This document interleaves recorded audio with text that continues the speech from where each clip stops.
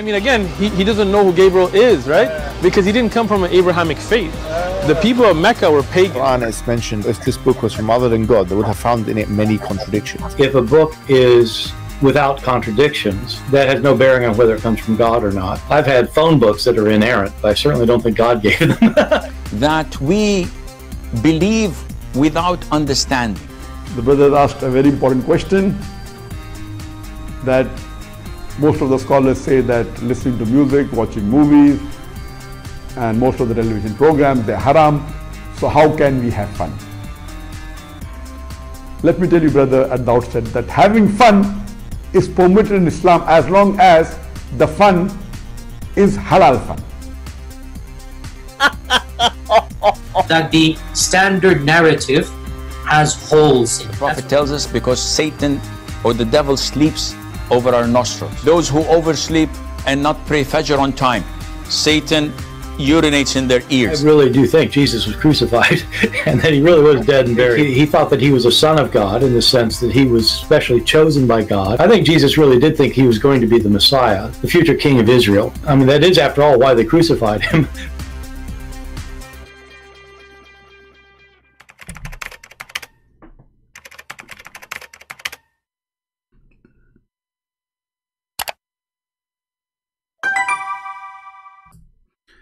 Hello everyone, and peace of Christ to all of you. Please invite your friends. And today again we have another person to expose. Actually, we did many videos before, and I just posted under his video a challenge to let me call him this coward. He will never dare to do so. But that doesn't matter. You know, we know why he don't dare to let me call him.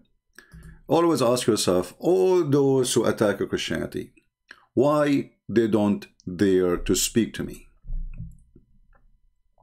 I mean, as long you claim to be a rabbi, and it's very easy for you to refute us, and you are a person who people call you, let me call you too. Can I?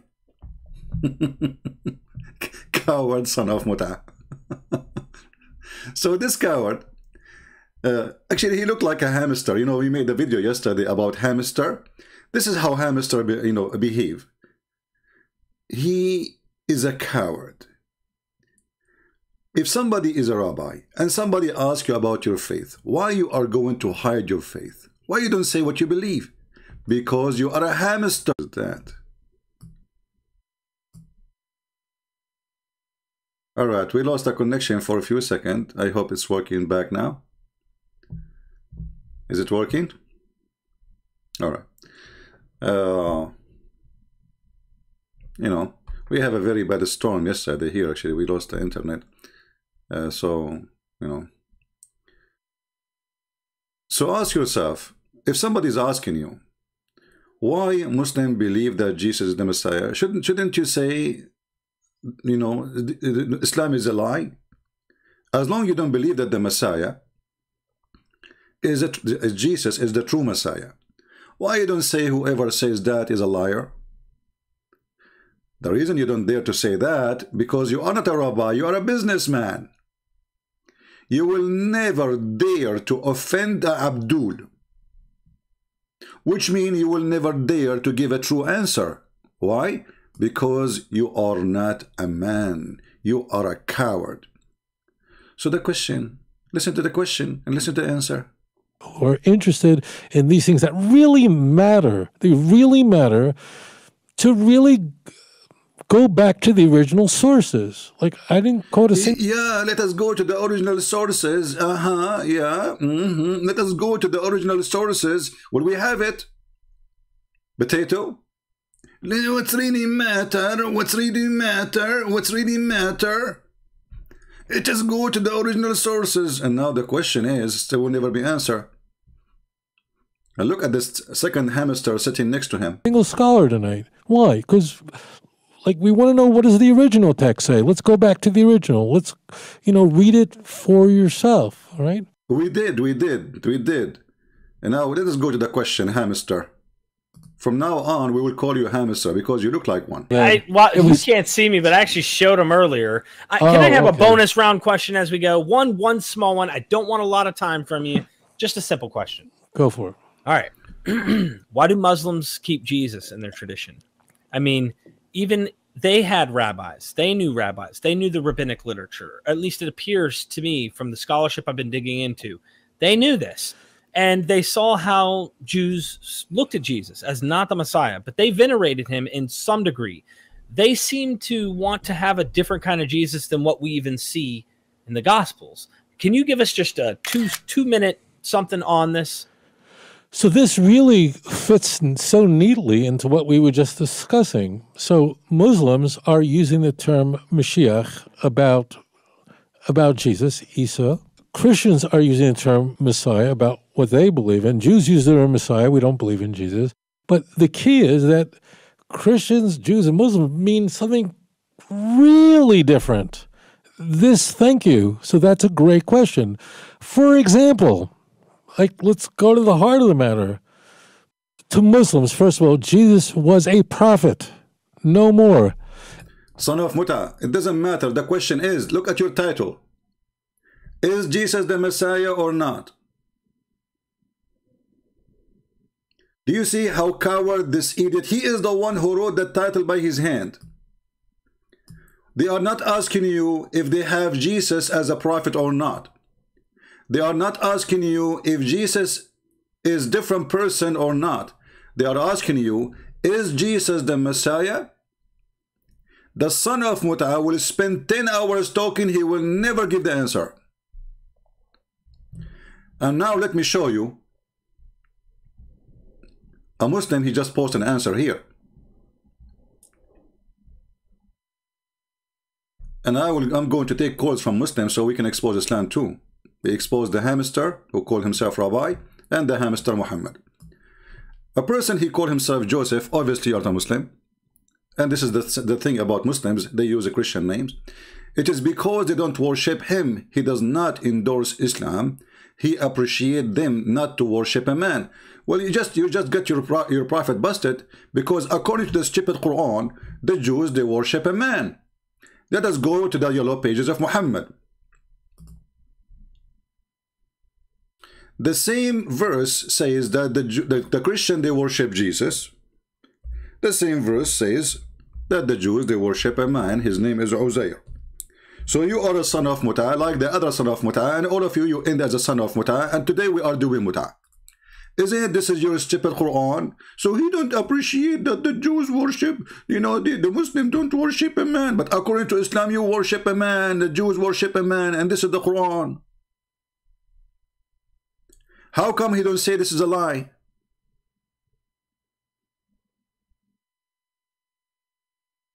Are you there, Muta boy? This is the stupid Quran, chapter 9, verse number 30, saying, the Jews says Uzair is a son of Allah. Look what the heck. And the Christians say the Messiah is a son of Allah. You are not a Muslim? So what are you? What are you? What are you?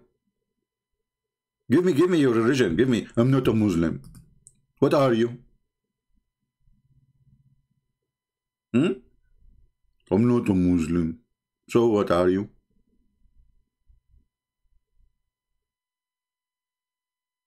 Are you a Jew?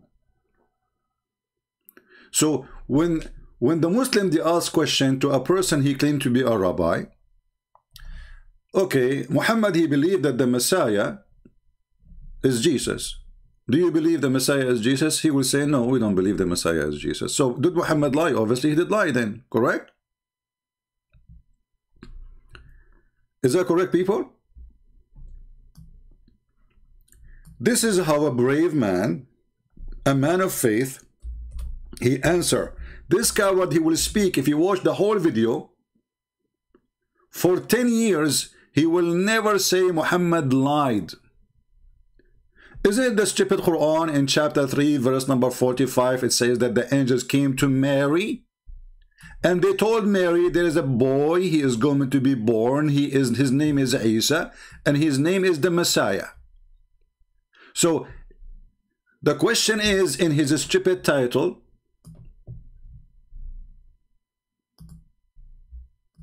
and he is the one who wrote the title, this hamster. Why do Muslims believe that Jesus is the Messiah? He will start telling you the Muslims, they believe in different Messiah, different person, different Jesus. He's a prophet for them. It doesn't matter. It's not a question. Is he the Messiah or not?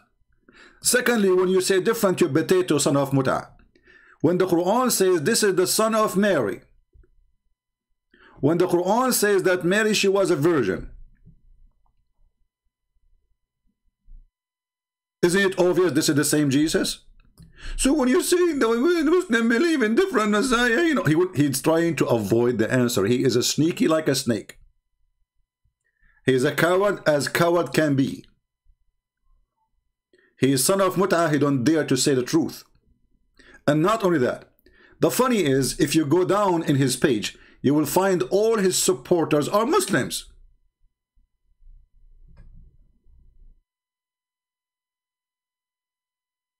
Here you see that there is something wrong. I'm going to open my Skype before I talk about next in this topic here. Any Muslim would like to call and speak of the topic, please feel free. I'm opening my Skype.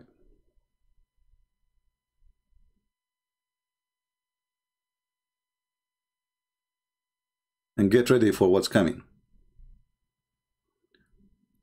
Let us open Skype. Mayday, Mayday, Mayday. Who is a Muslim is brave to call us and tell us what he think about this rabbi. Or he called himself rabbi. My Skype is open. We take calls from Abdul. Doesn't matter how big they are or how small. So let us read the comment.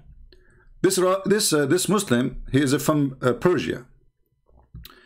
For the first time in his life, he listened to him. All right.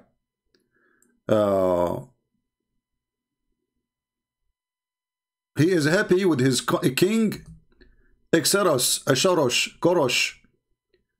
Hold on. But isn't it the Quran? Isn't it Muhammad? He curse you and curse your Caesar. Huh? What stupid people, man. He's a Muslim and you are proud about this king. Isn't it the Prophet of Islam? He says the one who is proud about his heritage before Islam, tell him to go and bite the penis of his father. Potato. Next Muslim. I am a Muslim and I love Rabbi. I am a Muslim and I love Rabbi. All right. Let us see if we have any Abdul.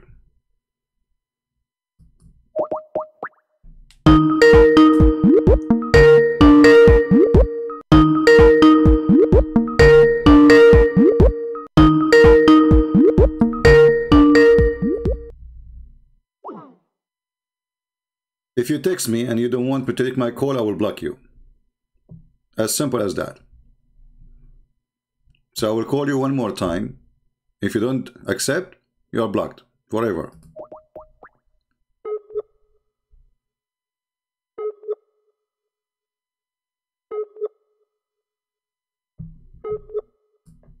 Okay, take a hike. Let us block you. Let us see the second one.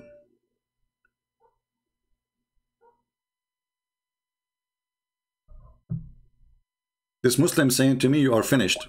Let us see the finished. The finished boy.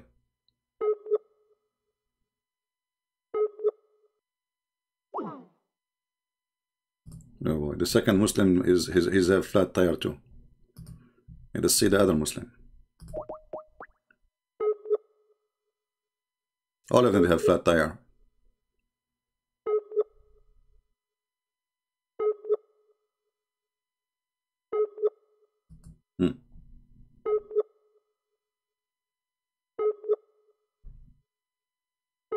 We cannot even connect with them. All of those Muslims, they have a stolen internet, obviously.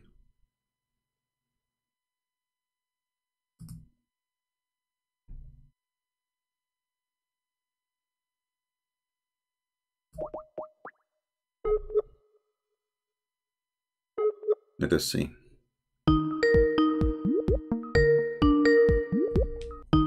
Hello?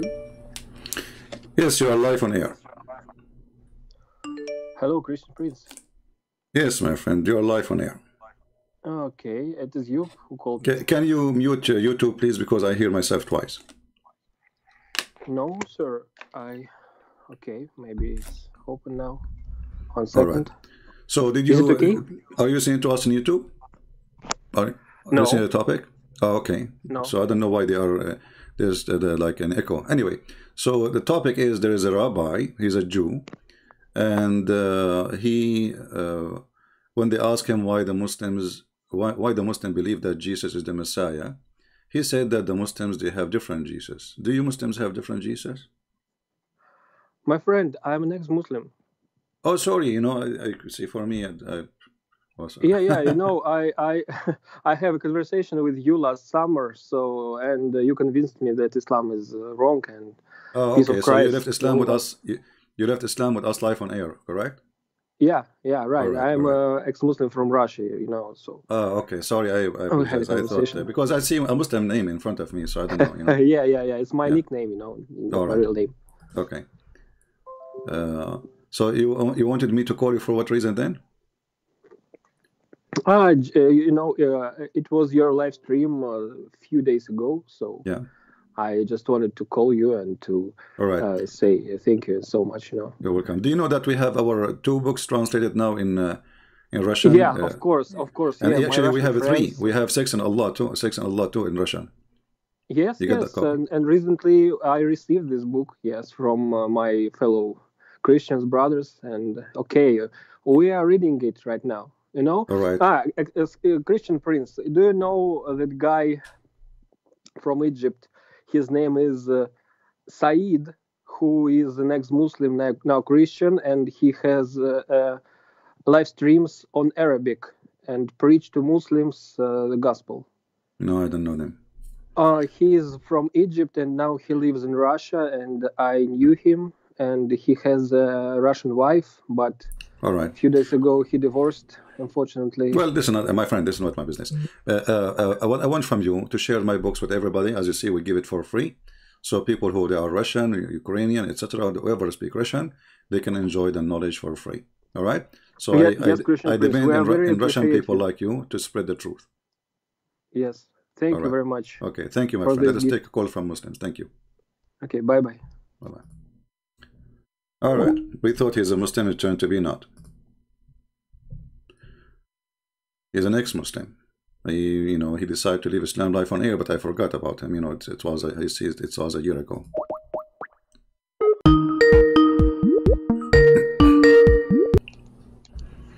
Hello? Your mother is a whore. Okay. Well, thank you.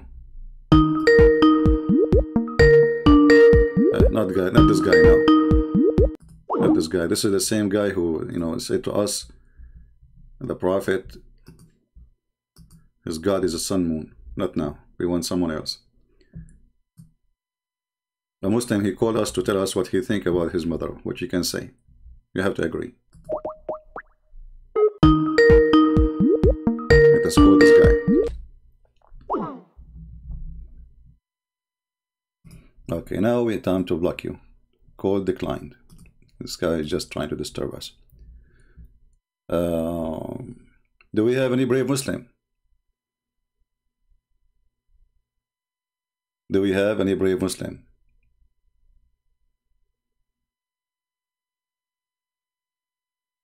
You know, what we see in front of us, proving that the Rabbi and Muhammad both are fraud. Not again this guy, what he want? Yes, Shazi. Yes, sir. How are you? Yeah, how are you? Why you are calling me now? Because you told me, you were asking me something about Christianity, and I said, I'm busy right now. No, we have a topic now. We are talking about a rabbi. His name is Tovia Singer. So you don't want to talk about Christianity at all?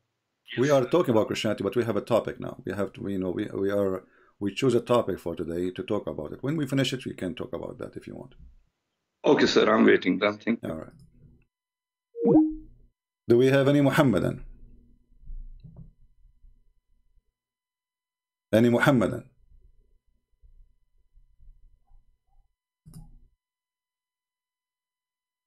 Anyone? You know, one of the reasons, by the way, I hate Skype. I will give you, even this is out of the topic. There is some people, they have mental illness, literally. And it's happened that those people who they are stalking me, they are women. You don't want to talk to them, but they want to talk to you. They are in love, brother. I mean, look at this mad woman. Look how many names I keep blocking her, she keep coming back. I keep blocking her, she keep coming back. She keep coming back. I mean, what a mental creature. Nightmare. She is really a nightmare. Each one of those is different name in Skype. Because I keep blocking her. Each time she texts me, I love you, I'm crazy about you. What the heck is that? Somebody do something. Mental illness. Lord have mercy. Do you see why sometimes I shut the chat, sometimes I shut even the comment section? I mean, there is some people, they are more stupid than Muhammad. Literally more stupid than Muhammad. I cannot even find description for stupidity no more. Let us go back to the topic. I'm a Muslim. I love Rabbi Tovia talk. I love his honesty. Hey Muslims, anyone want to explain to us what's happening here? How come all of you became in love with the Jews? I want really to make a case study about the love of Muslim to a rabbi, and he is a Jew. But remember, this rabbi is not a Muslim. So which means, if you don't dare to say it, still he is saying Muhammad is a false prophet. So why Muslim they are saying what they are saying in the chat here or in the comment section? Any Muslim? Who is a Muslim who love Rabbi Tovia Singer is willing to call us? I am a Muslim from Indonesia. Look, all his channel, actually, nobody watch his channel except Muslims. Is that telling you the truth? This is telling you what it is, right?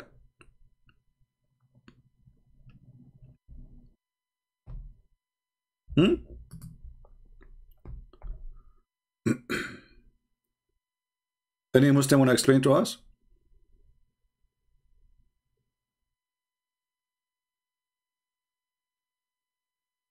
Any Abdul? Who is Abdul wanna call us and tell us why he love?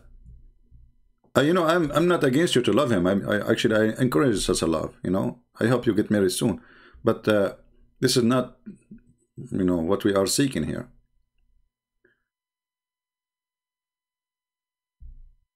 Look at this guy saying, was there a fact somebody named Jesus? Does the New Testament provide an actual fact? Is Jesus a composite? I am very interested, Rabbi Singer view. Subject, there's no Jesus. Jesus doesn't exist. So again, you're confirming that Muhammad is a fraud. Because how Muhammad says then Jesus does exist? They don't dare to say that Muhammad is a fraud. But they do dare to say that Christianity is false. Potato.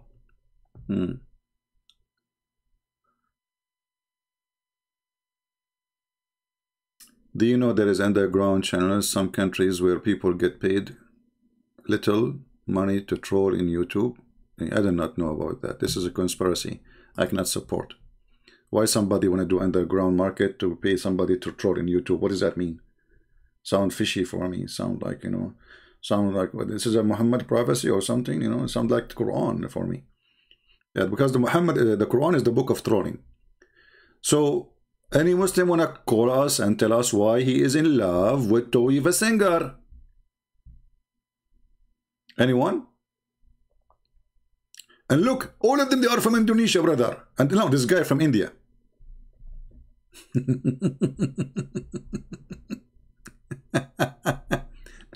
Big respect, Rabbi Tovia Singer.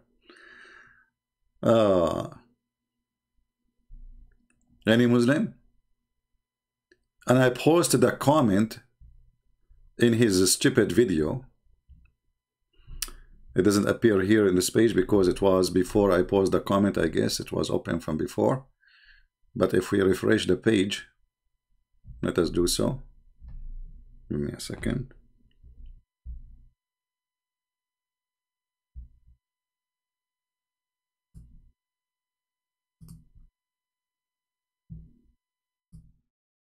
All of them, they are in love with Tovia singer, brother. All of them. No exception. No exception. No exception. Like, what happened to my comment? I just posted a comment. It's not there. Look. Let us see, maybe by changing to sort by new. Newest first. Maybe that will make it appear. Here we go. Tovia singer is a coward. He will never dare to talk to me. He will never dare to say Muhammad lied when he said Jesus is the Christ. Why? Because he is a snake, not a man. Watch my video exposing this businessman who don't dare to say, see, his faith in Islam. Is that the truth? Because if Jesus is not the Christ in Christianity, well, he is not the Christ in Islam. As simple as that. Why you don't dare to say the same thing you say to the Christians? You don't dare to say the same thing to the Muslims? Because you are a hamster, son of Muta. You are doing a business. You are doing a business. You sell jewelry. You sell jewelry in Indonesia. So you will never dare to say that.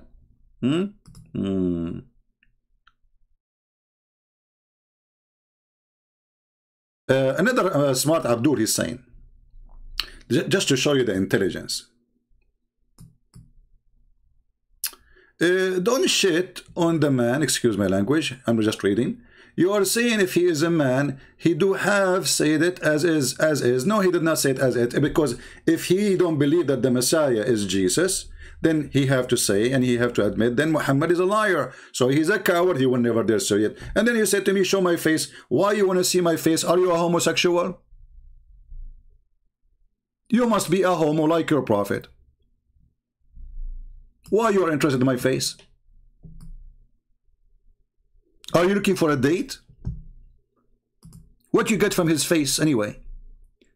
But because you have no excuse, the person he just get your prophet busted, and not only that, wait, it's even getting better. This man, he claimed that Muhammad is a big fat liar without saying it. Let us get you busted, you and him. This is the same guy, he said, that the story in the Quran about, but he did not dare to say the Quran, by the way, because he's a hamster. He said that the story in the Bible, which is in the Quran, that Mary, she was a virgin, is a story stolen from the Greek mythology. Watch and laugh. Your prophet is a fraud, according to this guy. Your prophet is a son of Muta, according to this guy. Your prophet is a fabricator, according to this guy, and he is stealing from the Greek mythology. Listen.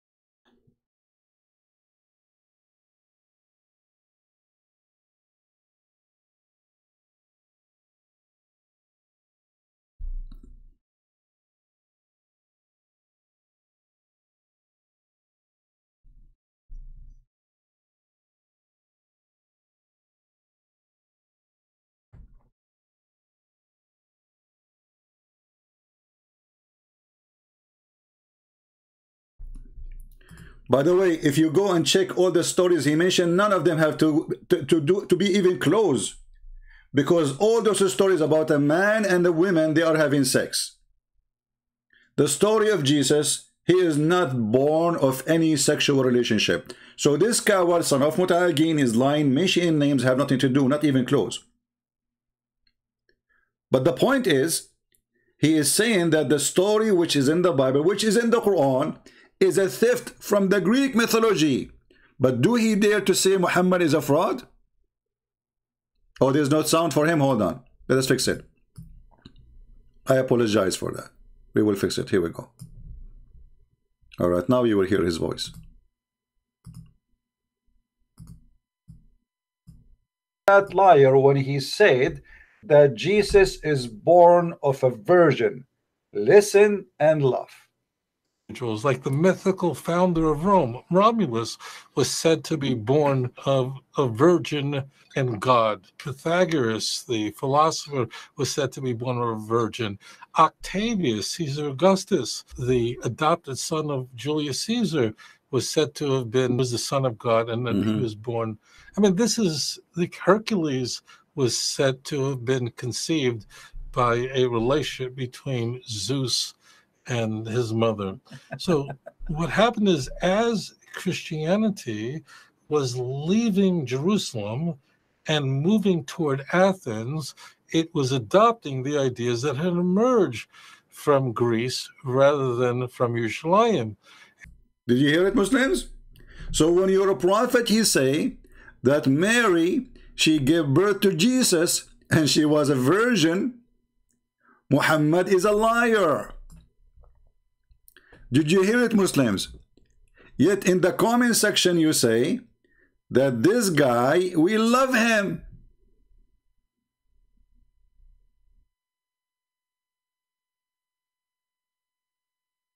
Can you believe the stupidity?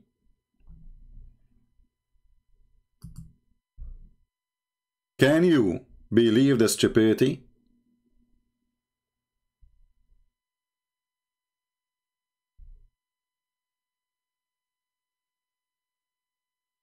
Muslims, Tovia Singer is spitting at your prophet. He just said, and you heard him, that the story of Mary giving birth as virgin is a story stolen from the Greek mythology. Yet you stupid Abdul, you go in his channel and you support him. And you say, I love what you say. Why? Just because you attack Christianity. So what is between you and this filthy man is a common ground, is hating Jesus. Both of you hate one person, Jesus. So the hate to Jesus unite you. Even in the way he is stepping and he is farting and he is doing poo-poo in the top of your prophet, it is not the problem. Because as long he is against Christianity, we say we love you. So what we notice here, that both are hypocrite, in bed together, but in the same time they are enemies.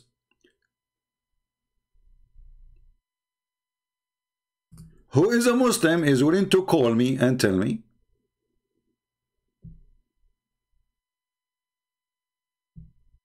why you are in love with this man. He just said that your God Allah is a fraud. Your God Allah, he stole the story of the Virgin Mary from the Greek mythology.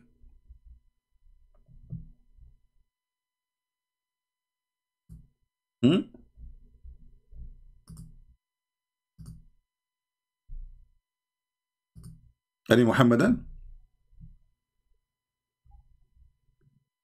I mean, can you believe the stupidity? And just right now, I'm talking to you. You know what I'm doing? I'm just blocking this woman who is sending me kisses. I hate Skype. And if I stop accepting from anyone, then Muslim cannot contact me. I mean, I am now talking about Tovia Singer. In the same time, I'm receiving from a mad woman. She's like Aisha. I don't know what's wrong with her. Look at this. Sorry, I have to expose you because you are stupid. Look at this. What I would do with those people? You tell me.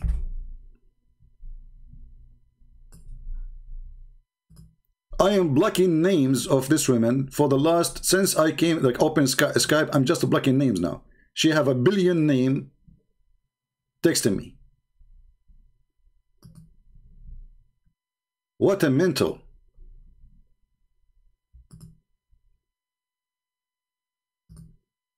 You are qualified to be a prophet in Islam, literally, because you have all the requirement. Do we have any brave Muslim can call us and tell us why you Muslims are supporting this guy when he is saying that the story in the Quran is a lie? When your prophet is a liar and he's a fraud? When your God is a fraud and he himself, if the story in the Quran about Mary being a virgin is a stolen from the Greek mythology, that means Allah himself is a stolen from the Greek mythology.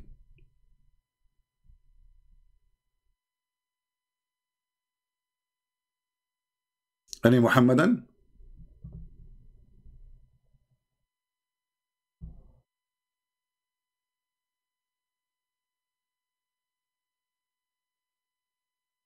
No, my friend, option. Because the Abdul, they claim that they knew who I am, and the Abdul, they claim that they have my pictures, so it doesn't make any difference. And you are wasting my time, option select. Take care, take a hike.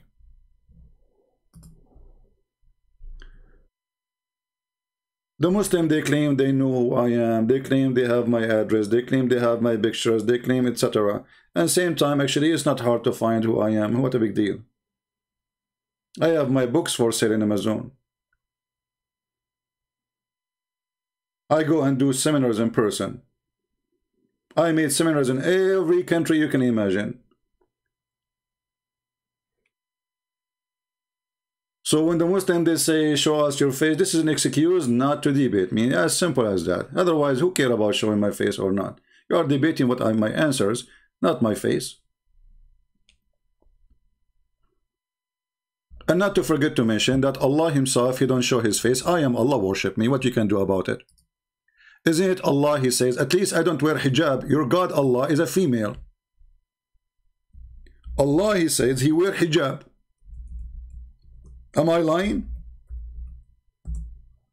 So look at those idiots. They try to change the topic to be something else. Who care about my face? Am I a prophet? You want to worship me? I am Allah. I'm a person exposing your lies. It's not given to any human being that Allah should speak to him unless by inspiration or from behind a veil. I am not wearing a veil.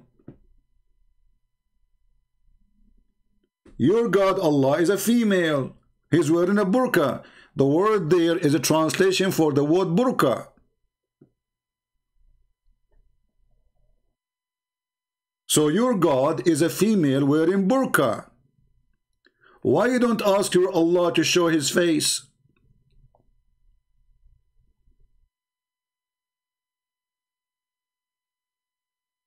So they cannot debate me.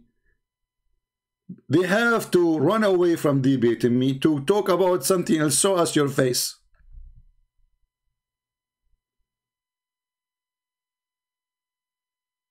Right? Even Mimi Hijab, his last name is Hijab, which means, you know, in the Middle East, they call you by a name. Your last name present who they are either an honor or an insult. When a man is called his last name Hijab, simply it's an insult. Imagine your last name is Burqa. So obviously he's coming from a coward family, maybe. Maybe. Now, we don't care really about private to weave a singer. Let us debate. Another troll.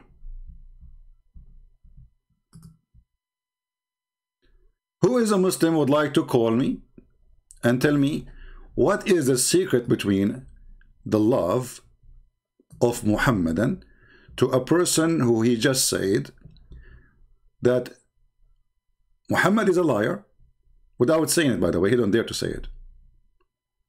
The story of Mary is a mythology, and Islam is a fraud. And yet you Muslims, you sponsor him. I want to know the secret. Is it true that because of you, you hate Jesus? Is that really the reason?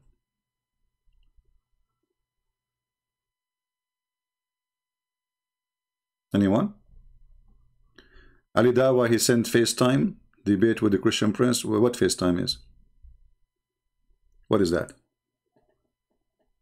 There's something called FaceTime and AceTime. Here we go. I am in Skype. Anyone who dare to call me, let him call me. All of them, they are covered. They will never dare to do so. Get out of here. Fake.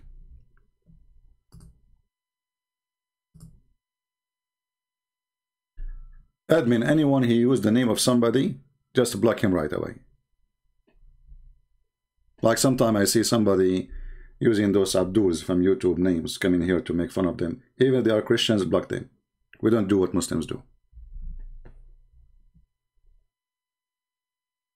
Any Muhammadan?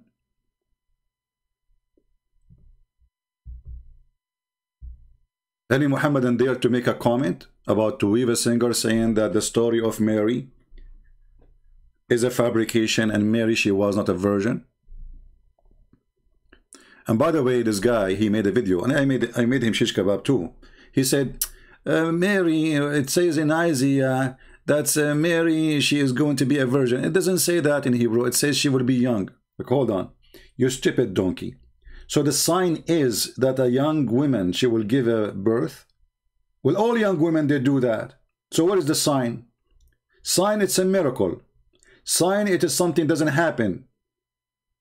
Something will happen once in the lifetime of humanity. So if a young woman, she gave birth, that is not a sign. Every day there's young women giving signs. This is how weak those who claim to be Jews. They are fake. They are not true Jews.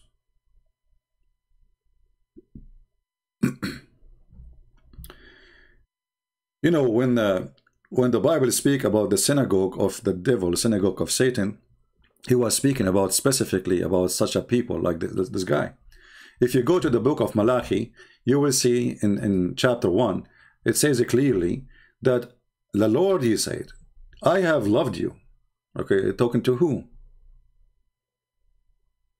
He's talking to the children of Israel, right? But in the same time, you will see how, you know, the Bible says the Lord, I have loved you. But you say, how have you loved us? Isn't not Esau, Jacob, a brother? Declare the Lord. Yet I have loved Jacob, but Esau I have hated. So what the verse is here, and this is what Paul, he quoted later, speaking about the false rabbis. So God, he loved Israel. God, he loved the children of Israel. But not everyone from the nation of Israel is being really loved. Isn't it Esau? Is Jacob a brother? And remember, this is from the Old Testament. So the Old Testament presents to us that there's a false people who they claim to be people of the Lord, but they are hypocrite, false. They are willing even to take a side with the one who killed the Jews. Every single Jew in the Arabian Peninsula was slaughtered by Muhammad. And yet, this false rabbi, he takes side with the one who raped the Jewish women, who killed the Jewish people, and he did a cleansing to the Christian and the Jews. Muhammad, in his filthy hadith, not only he teach hatred against the Christians, but he have a special hatred to the Jews. Way more than the Christians. To the point he said, prophesying that the hour will not come until the Muslims will attack the Jews. And if one of the Jews was able to escape, he thought he ran away from being killed, and he hid behind a tree or a rock. The tree and the rock, they will say, there is a Jew behind me, kill him. This is the filthy Muhammad. In the same time, this rabbi, who he claimed to be a rabbi, he don't like Jesus. He don't like Jesus. Jesus is bad for him. But Jesus is the one who says, forgive them, Father. They do not know what they are doing. Do you see how much Jesus, he loved the Jewish people? They just put him on the cross. They just put nails in his hands. They just put nails in his feet. He is crucified literally.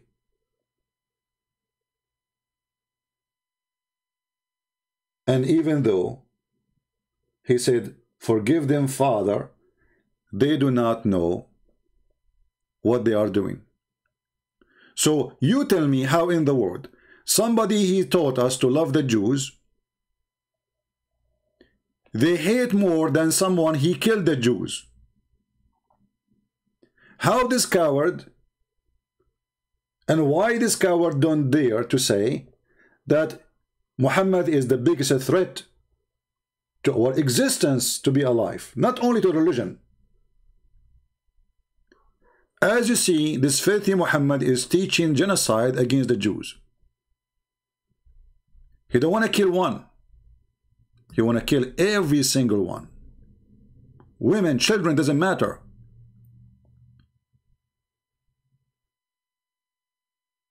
If we go back to the comment section and we see that the Muslim says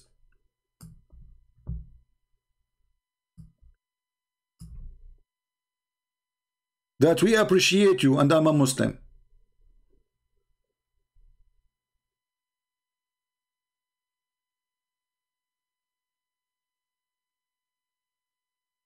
Like here, there's an honest person saying extremely misleading view. Islam is not Abrahamic faith. Good for you, my friend, Mr. Nathan. Look, he's an African brother. He is saying the truth. Islam is not Abrahamic. That is true.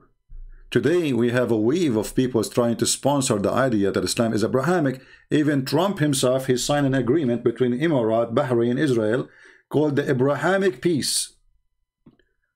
And here you see how politics is deception.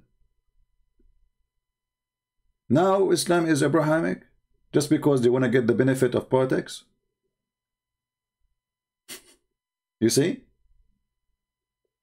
The Abrahamic agreement.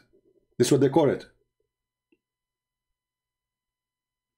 So you have three liars, Trump, the Muslim leaders, the Jewish leaders.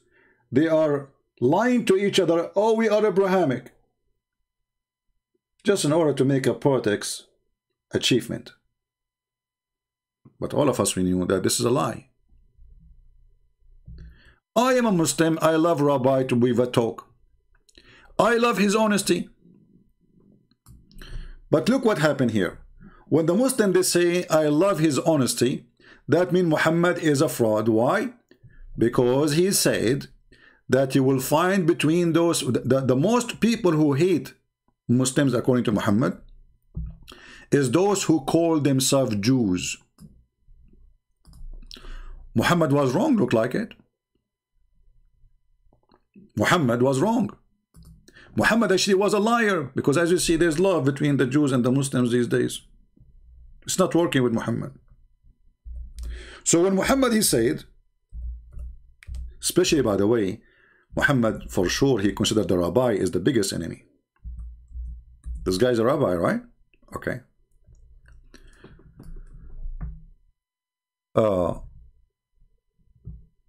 Chapter 5, verse number 64. Read with me carefully. The Jews says, Allah's hands is tied up, i.e., he does not give and spend from his bounty. So the Jews are making fun of Allah, and this is a proof that this guy, Tovia Singer, is a liar, because if the Jews are worshipping the same God, why they are saying Allah, his hand is tied up? Do you see it, people? Do you see the clear proof that the Jews and Muslims are not Abrahamic? Or they don't belong to the same person? Because the Jews are Abrahamic for sure. There's no question about that. So if the Jews are Abrahamic, and the Jews are making fun of Allah in the time of Muhammad, so how they are Abrahamic? People, are you listening? So if somebody in the future, he says to you, oh, we are Abrahamic, say to them then, so how come chapter 5 verse number 64 says that the Jews are making fun of Allah? Does it say in the front of us, it says the Jews say Allah's hands is tied up, they are making fun of this Allah, right? So if the Jews, they worship Allah, then they will never even dare to mention the word Allah. It's like saying Elohim, his hand is tied up. They will never dare to say that. It's like saying Jehovah or Yahweh or whatever word you can use, or Adonai or Hashem. They were never there to say that, because those words they used to call their God. But they are calling the God of Muhammad, making fun of him that he is disabled God, he can do nothing. So people, did we take a note? People, did we take a note? If you want to prove to the Muslims that the Jews, they never believe in the God of Muhammad, which chapter we use? Chapter 5, verse number 64. I want to see people typing it in the chat to be sure that your people remember it. When you want to prove to the Muhammadan that Islam have nothing to do with Judaism and they are not Abrahamic, you use what? Chapter 5, verse number 64. What is exactly in this verse? The Jews are making fun of Allah. If they have the same God, they will never dare to do so. See, they are not making fun of Muhammad, they are making fun of the God of Muhammad.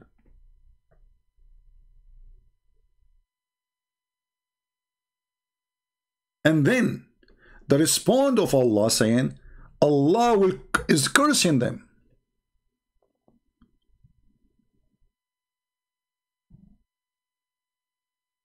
Allah is cursing them.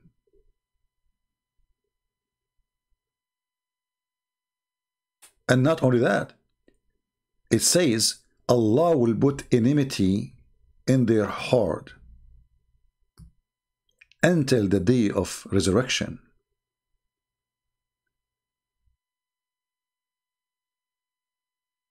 And they are the people who make war. And each time they put a war, Allah will extinguish the fire of that war. Why? Because they are people of mischievement. And here, by the way, the translator, he exposed Islam. Because do you see the word Makkar? Makkar. You see Makkar or Makers? The Muslim translation, now because they are using it for the Jews, they did not hesitate to say the one who do mischievement. But Allah is Makkar.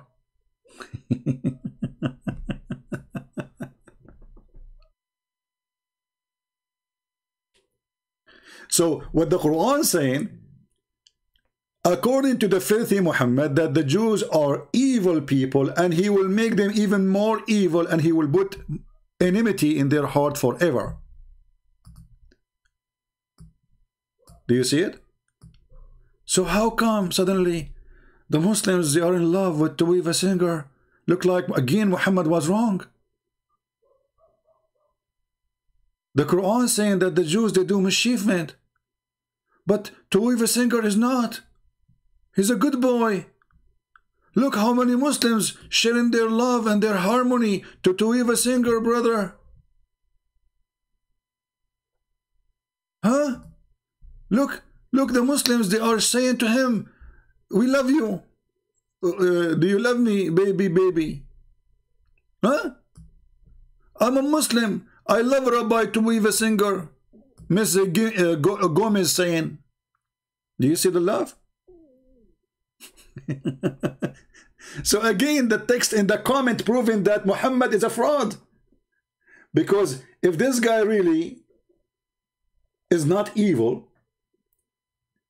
and if Allah, he promised that he put in the heart of the Jews evil until the day of judgment and hatred, then we find that there is a guy, his name is Tovia singer. He's like a Santa Claus for the Muslims. They are in love together. Why? Just because he insulted Jesus. And here you see that Islam is an antichrist religion. Because what they share together? They share one thing. Both are antichrist. And when I say both, I'm not speaking about the Jews. Remember, we Christian believe, remember that Paul, our great brother and church father, he was a Jew. And by the way, this coward in the video, he says, the Muslim, they hate Paul. So now we share something. We hate Paul, they hate Paul. Abdul, son of Muta. Muhammad never said something wrong about Paul. Do you know that? And not only that, the Quran is claim that Paul was one of the 3 messengers sent by Allah to the city of Antioch. So again, your knowledge about Islam is zero and you are a potato. You are a certified potato coward. If we go in the Quran,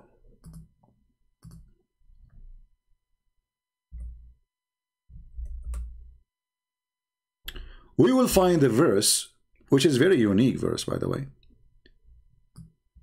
Chapter 36, verse number 14. Speaking about three messengers were sent. The first two, they were not enough. And they were sent to the city of Antioch. People, do you see it? Which city? Now, who is the one who went to Antioch? The disciples of Jesus, right? Correct? Hey, Muslims, even your stupid Quran support that Jesus is God. Why? Because those are three messengers of Jesus. So how Jesus is a messenger, but he can send messengers? Isn't it messengers can be sent only by God? Do you see it? Three messengers were sent to Antioch. Who are they? We can go right now to Ibn Kathir, to Al-Thalabi, to many interpretation, and you will see that those three are, one of them is Paul, the second is Peter, the third is John. What you will do now? Tovia singer is in trouble. We have Abdul. Let us see if it's true Abdul or just a troll.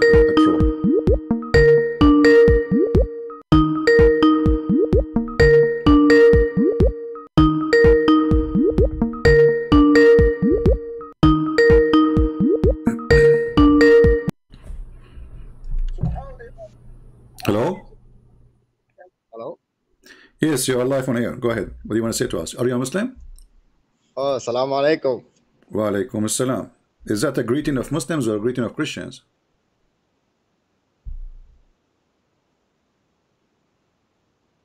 Hello?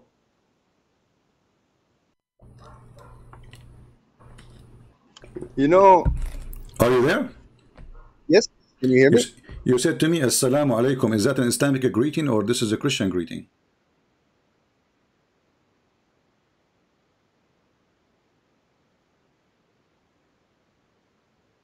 Hello? Hello, can you hear me? I hear you. Do you now? I'm asking you. I'm saying you said to me. Yes. I'm saying you said to me, assalamu alaikum. Is that an Islamic greeting?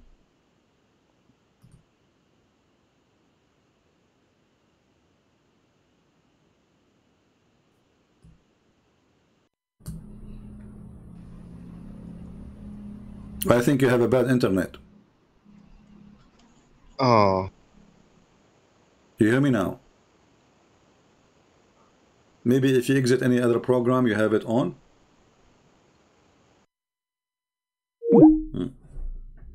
His name is a proud Muslim too.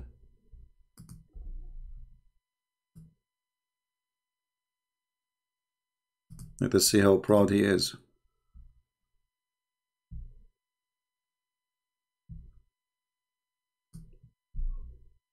We'll call him again.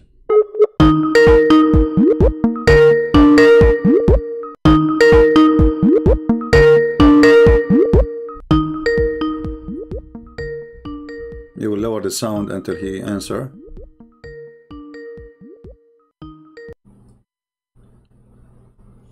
All right, do you hear me now? Hello? Can you hear me? Yes, yes. Sound good. Okay. So you said to me, assalamu alaikum. I was saying, is that an Islamic greeting or this is a Christian greeting?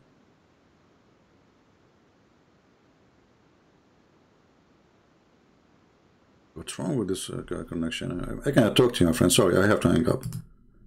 I mean, get better internet and text me. We cannot do it this way.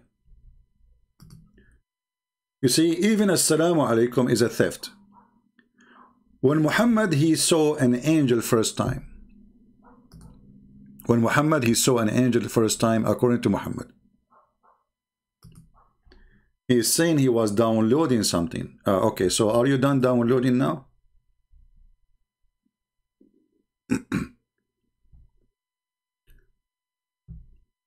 Okay, let's call him again.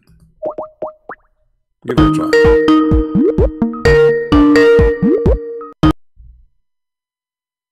We'll mute the sound so you don't hear the noise of the ringing, which is annoying. Let us hope he will answer.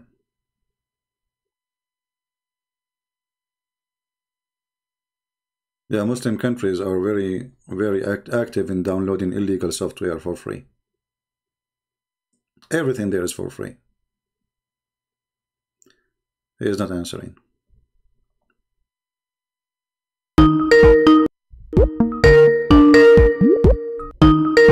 Well, I have to hang up again. Okay. So when Muhammad, he first time met an angel, anyone ask himself why this angel never said to Muhammad, Assalamu alaikum?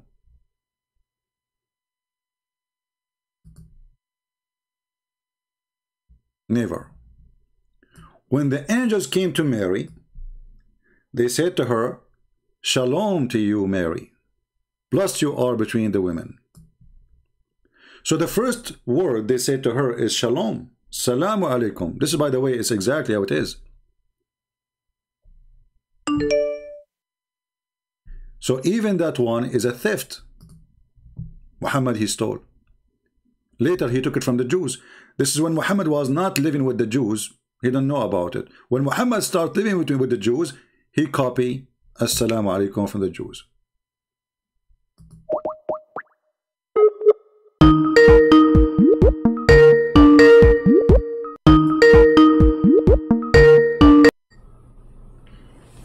Hello. Yes, you hear me now? Shalom alaikum. Shalom alaikum, shalom alaikum. That's good. Okay, so why your prophet did not say? So why your prophet never say, the angel when he came to him never said to him, Shalom to you, Muhammad?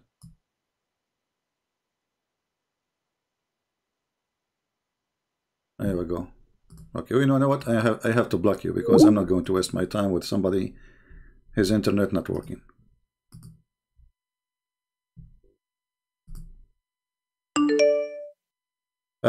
My friend, only Muslims can call me. If you aren't a Muslim, you cannot. Don't try. Any Muhammadan?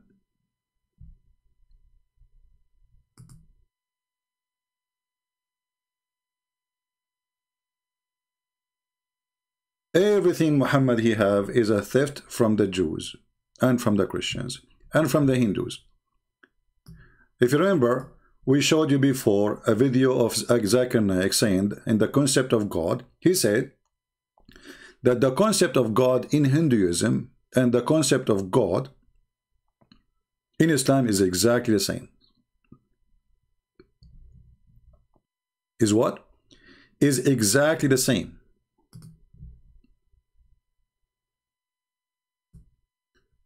Why people don't listen? I just said only Muslims can call me. Let me block you. This one he keep trying to call. Very weird people. I say only Muslims can call. They want insist they want to call. Okay, here you are blocked. Have fun.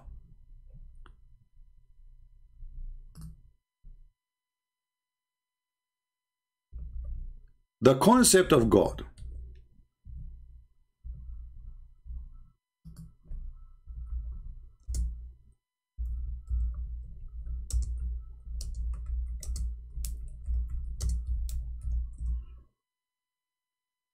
Let's put the video for you. Out there. This is a video made by Zakir Naik.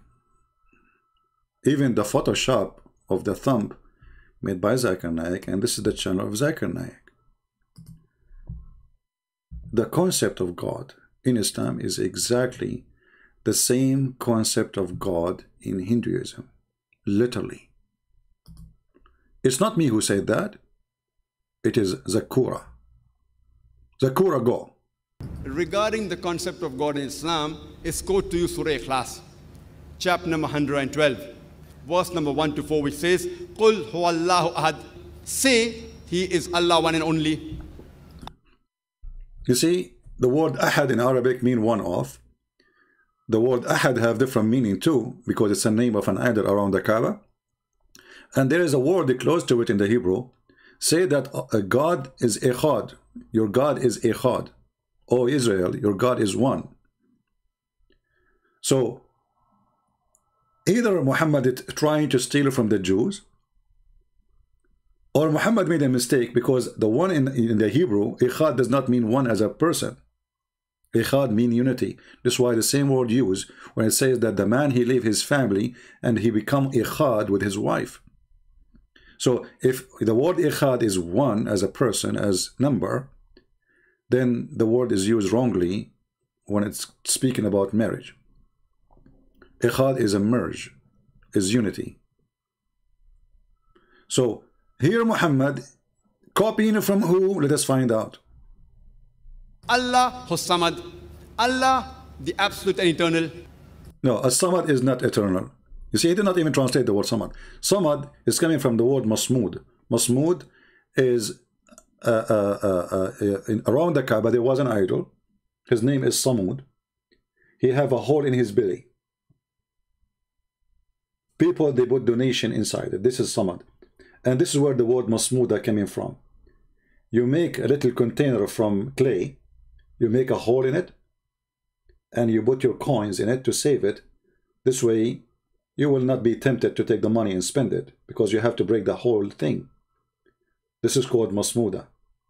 So Allah is a Samad. He is a name of an idol. And actually this is even exists in Ibn Kathir. Allah, He is a Samad, and Samud, Ibn Kathir, he says Samud was one of the idols around the Kaaba. And we showed those references before. Lam yalid wa lam yulad. Allah did not give birth. He is not born. But this is what idols is. They never give birth. He begets not, nor is begotten. Walam yakul lahu kufuwan ahad. There's nothing like Him. And this is again starting from the Bible. Nothing is equal to God. But what does that have to do with the proving is your God? Continue. This is a four-line definition of Almighty God given in the glorious Quran. Any person says so and so candidate is God. If that candidate fits in this four-line definition, we Muslims have got no objection in accepting that candidate as God. And this is exactly what is also mentioned in the Hindu scriptures, the same 4 points. The first. Guys, did you hear exactly? Did you hear saying that this is exactly what is mentioned in the Hindu scriptures? Anyone, you notice similarity between Islam and this rabbi? Both of them, they are hypocrite. Suddenly, just because you want to win the Hindus to Islam, suddenly the Muslims and the Hindu, they have the same scriptures. Suddenly, both of them, they have the same concept of God. Suddenly, the Hindus are not pagan. This is exactly what the hamster Tovia singer does. They are in harmony with Islam. So you see, they share the bed together because this hamster, Zakir Naik, is a hypocrite. Every single Muslim, he knew that this is garbage. We don't agree with you. But not a single Muslim will make a video to expose him. Why? Because he's trying to win the Hindus. And Muslims are allowed to lie to win people to their cult. You see why I'm saying this? They are allowed to lie in order to win. It's not rejected.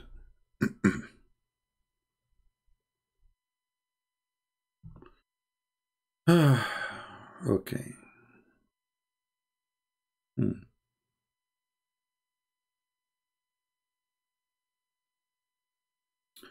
All right, I don't know. This person is saying to me, I'm not going to show it. I don't think he's using a real name anyway, but I'm going to show what he is saying.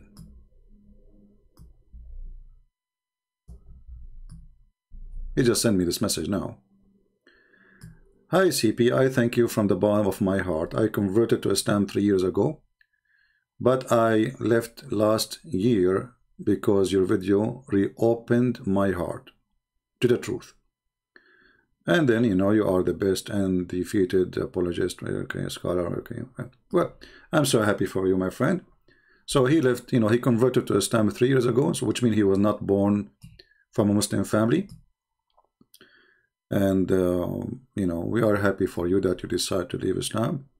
And this is a message I just received now, you know.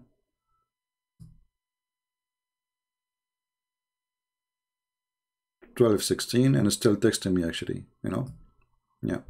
So I'm so happy for you, my friend, that you decide to leave the cult of Muhammad and his garbage. But now I'm sorry for you, because you will not get the endless penis. I mean, I don't know how sad you feel right now, but don't you feel bad because Allah, he promised you endless penis, and now your penis will not be endless? Isn't this the dream of every man, to have an endless penis?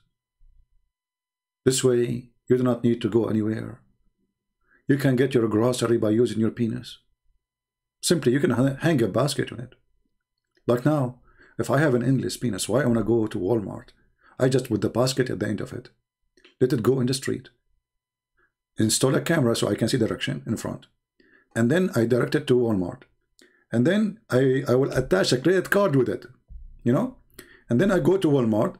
I fill up the basket, you know, like somebody will assess your penis there, don't worry, you know. I mean, come on, because that will be a business for them, because everybody will use a business then. I mean his penis. So my friend, you left Islam and now you will not have an endless penis. I'm really, really sorry for you. Don't you want to have a woman with big boobs? Booby? Don't you want to enter the booby land? The booby land where the booby god is there and enjoy the big nipples? Once I was debating a Muslim sheikh, and I said to him, how in the world your prophet, he promised us that our women in heaven, they will be having 1 mile ass? He said to me, what's wrong with that? I said, well, I find it wrong. He said, why? He thought I'm going to say it is too big, you know. So he was shocked. He said, don't men really like big women ass? I said, yeah, but this is not big, my friend. If I will be 96 or 90 mile tall, and then her ass is 1 mile, I mean, this is so small.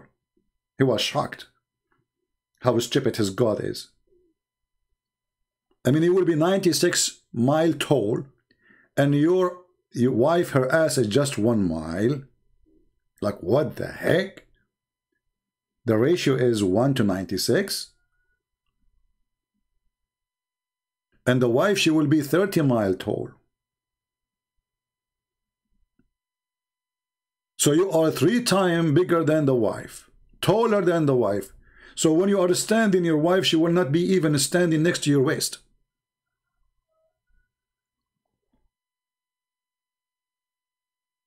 Do we have any brave Muslim who would like to call us to make comment about the topic?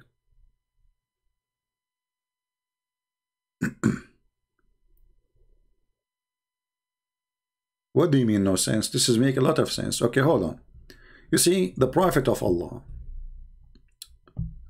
sallallahu alayhi wasallam, the Muslim, they don't even dare to say his name without saying sallallahu alayhi wasallam. Sallallahu alayhi wasallam. Once I call the TV station, I keep saying to them, Salli ala Rasul, Allahumma salli wa sallim wa sallim. I say, you know, pray more in the Prophet. They say, 4 minutes, 5 minutes, 6 minutes, and they don't dare to say, for God's sake, what is your question? Why you are calling us? The coward, they don't dare to say, what's wrong with you, man? Stop repeating the same thing. I keep saying to them, pray on the Prophet. And they repeat. They don't dare to say stop. Because if they say, stop praying on the Prophet, the TV will be shut. They will burn it for them. They don't dare. And everybody, you know, I was trying to hold the people around me not to die laughing because the sound start coming. So I moved to a different room, you know. So, Salli ala Rasul, Allahumma salli wa sallim. Eid as-salah ala Rasul. Zid as-salah ala Rasul. Allahumma salli wa sallim. They don't dare to say stop.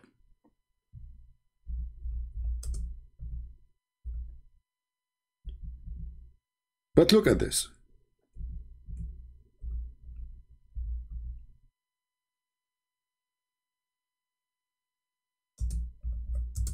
Muhammad is the first prophet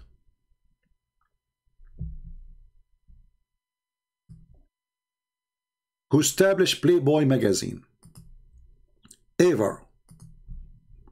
The idea of porn magazine was not created by a perverted man in USA. It was created by Prophet Muhammad, peace be upon him. As you see, all those hadith.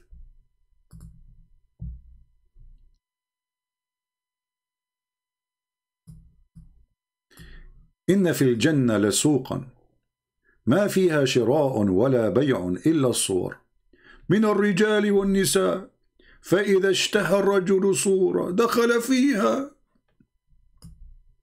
Translation: Indeed, in paradise there is a market in which no buying nor selling except for images of a man and a woman.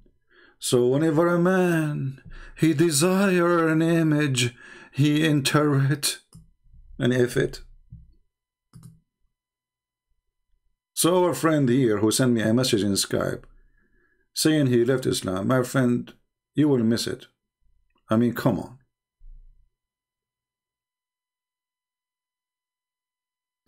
If you want to learn Arabic, I have a channel in YouTube. It's called Arab for Christ. It's for free. Go and learn Arabic for free.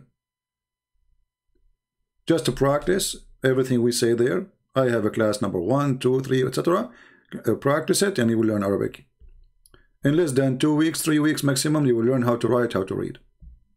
Granted.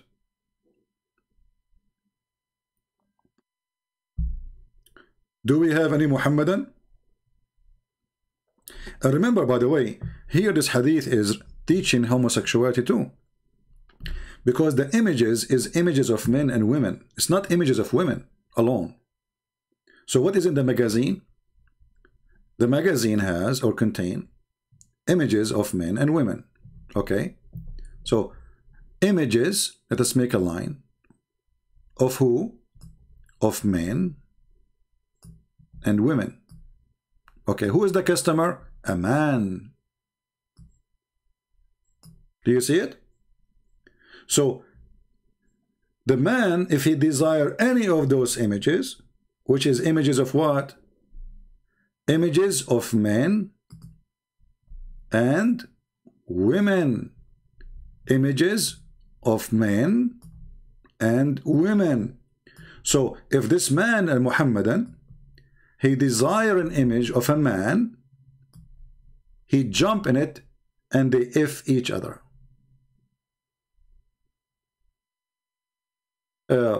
Somebody saying try always to mention the hadith number before reading the hadith. My friend, I will teach you a very easy way to find the hadith, because those numbers, by the way, they don't match. Depend in the translation books. Those actually not real numbers. Always, if you want to find the hadith, you open the same website. You type 3 words like indeed in paradise there is a market. Type it, you will find the hadith. Very easy. Indeed in paradise there's a market. If you can remember more of it, well, you can put it just so. If I take now this line and I copy it and I search in the search engine, right away I will find the hadith. So even if I did not mention the number, just type exactly what you saw on the screen, especially we are showing it to you in English. You will find exactly the same hadith. Right? Now, do we have any Muhammadan would like to call us? Until now, we have 0 Muhammadan.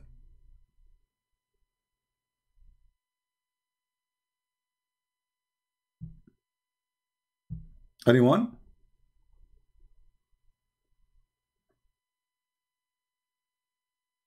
Mayday, mayday, mayday. Christian Prince challenging your God, challenging your prophet, challenging your books, challenging your religion, challenging the Jews, challenging the everybody. Who dare? Who dare?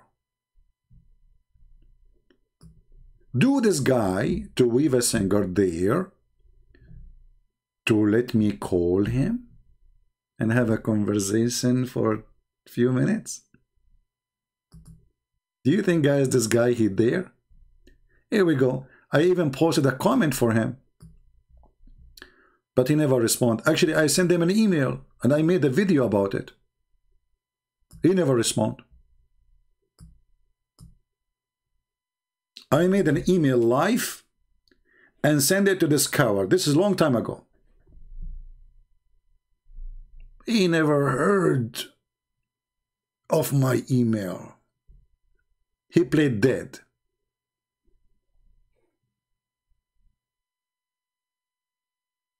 Remember, those people don't present the Jews. The majority of the Jews already are Christians, and they are called Messianic Jews. Actually, here this person saying, there are Jews who believe in the Messiah, Jesus. They are called the Messianic Jews. Absolutely. And those are the majority, by the way. The reason until now Israel or the Jews who left, they are not even 20 million, because the majority, they become Christians. Otherwise, there's no way a nation, after 1,000 of years, they will stay just few millions. Right? So remember one thing. Jesus, he come to us by the disciple. The disciple is the one who taught us about the Messiah. They are the one who taught us what happened with the Messiah, what he said. And all the disciples, they were Jews. So never in your heart hate somebody because he's a Jew. Hate evil. If a person is evil, hate him for his evil, not him as a person.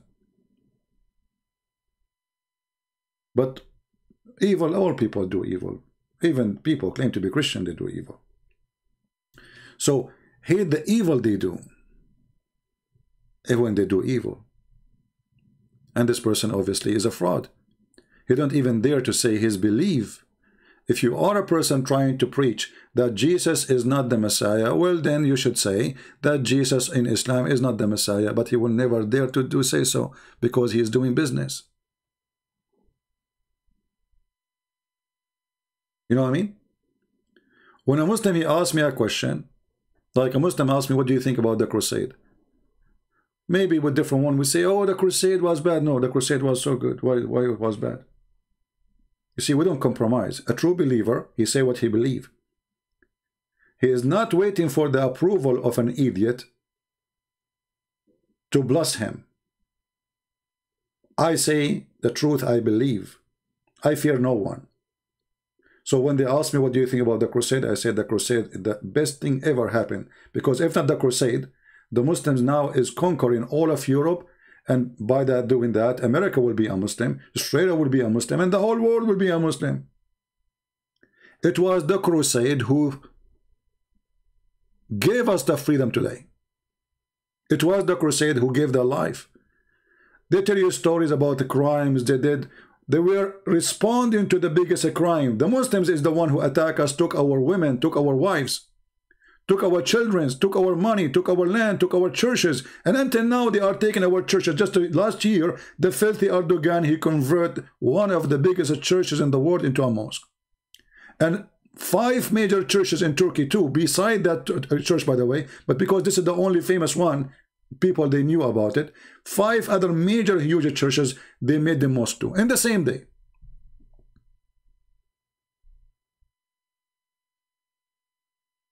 The crusade never happened for 600 years. The crusade happened after the Muslims attacked us. And if I was exist at that time, I would be the first one to join the crusade.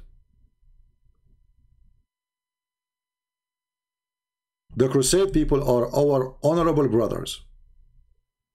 They are the best of us.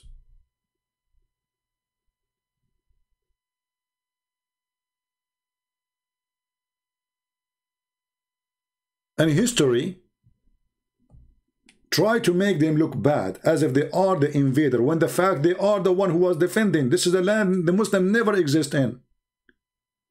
Even the Muslims agree that the first time A person spoke Arabic in the Middle East, in the area between Syria and Jordan and Israel, and all the way to Tabuk, all the way to Iraq. Then nobody speak Iraq, all of it. Nobody speak Arabic. They speak Aramaic. This is why in history there is something called Ta'arib al-Dawawin. What does that mean? Even when the Muslims they occupy because they are ignorant, as Ibn Khaldun he said. Ibn Khaldun he said, and he's a Muslim. He says the Arab they were savage. They are willing to burn a library in order to cook a dish. Go and read the introduction of Ibn Khaldun.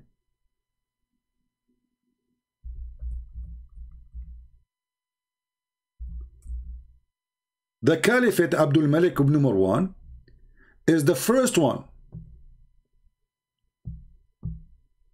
who started changing the language of those countries from Aramaic into Arabic,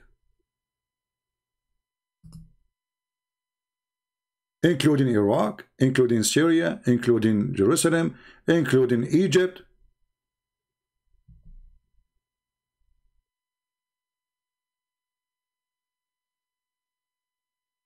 This is a history written by Muslims. And now you see somebody from Hamas saying to you that this is our land, when in fact everybody knows that the first time they enter it, when the 5th Umar ibn al-Khattab he attacked Jerusalem. And God is good. We have it back. And we will never give it back.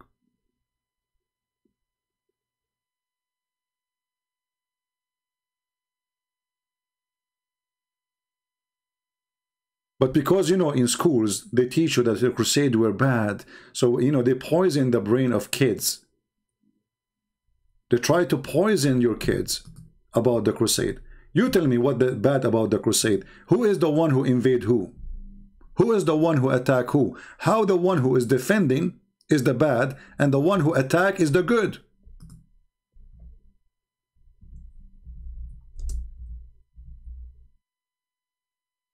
Huh?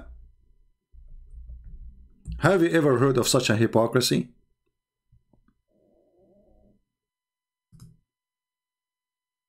So the one who attack us is the good guy, and the one who defend is the bad guy.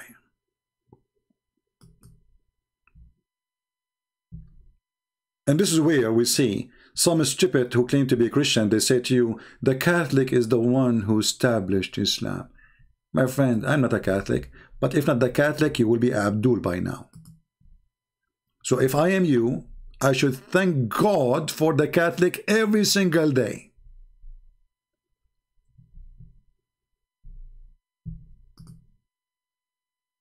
I say that to the dummies, you know. I'm not a Catholic, remember that. But those who lie and say the Catholic who made Islam, so who was the Crusader then, you idiot? Isn't it amazing how stupidity is working?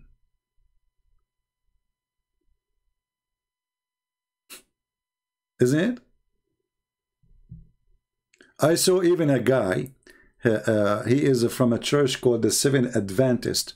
He is saying that Khadija, she was a Catholic nun. Can you believe it? The woman, she had 3 husbands. She was a Catholic nun.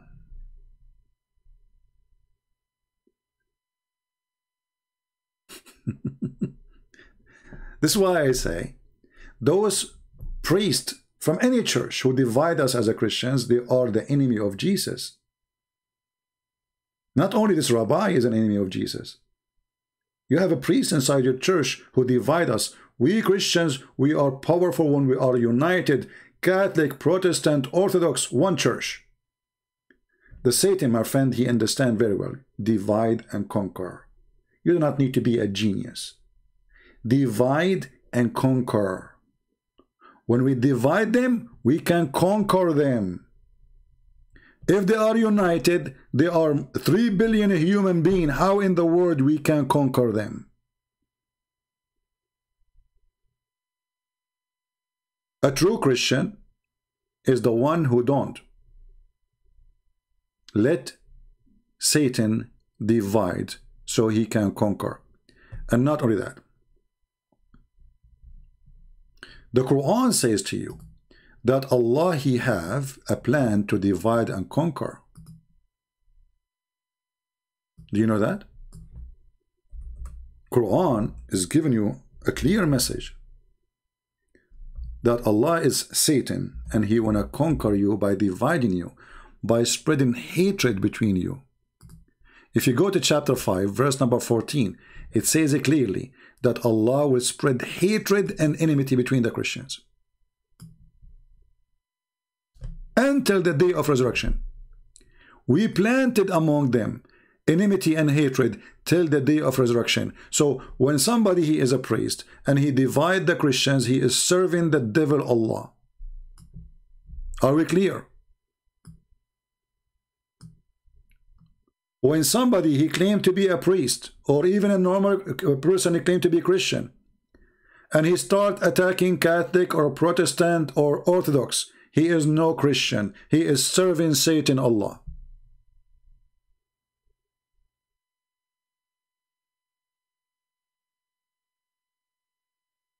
This is the truth. So if there was a pope, he was dividing the church, he is serving Satan. If there's a Christian Protestant priest dividing the church, he is serving Satan. If there's an Orthodox bishop dividing the church, he is serving Satan. Don't take a side. Be against the one who divide. For Satan in front of you saying to you, I will plan hatred between you Christians so you will never be strong. This is why Muslims, they hate my channel, because here they can't play games. They can't play the game the Catholic did, the Protestant did, the Orthodox did. We here don't allow it because simply we are united and we are family. It's not you who decide who is a Christian, it is the Lord. The Lord, He says, whoever believe in me and I will live. Believe in Him as what? As a Son of God. Even if they have some wrong beliefs, still they are Christians. Let's say you might not agree with them about having pictures or statues, but still they believe in Jesus, that He is their God. They know that statues is a statues. They know that the picture is a picture. They don't believe that the picture is God. When somebody says to you, the Catholic, they pray for dead people, that's a lie, my friend. The Catholic, the same as the Protestant, the same as the Orthodox, believe that when Jesus resurrected, thousands and thousands of saints resurrected with Him. So saints, according to the Bible, were resurrected. So how you claim they are dead? When somebody says that they recite the rosary, well, the rosary is in the Bible, you idiot. This is what the Catholic repeat. It's what the angels, they say to Mary. Shalom to you, Mary, blessed you are between the women. So then maybe the angels were Catholic too. So fight your ignorance. Don't be a fool and don't be stupid. I don't agree with the Catholic with many things, but still, no, they are my brother in Christ. And we appreciate a lot of things they did. As we said, if not them, all of mankind will be now subdued, bowing down to the devil Allah.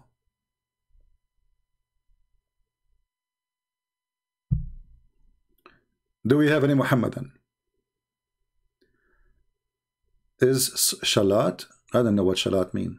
What shalat mean? I don't know what that word is.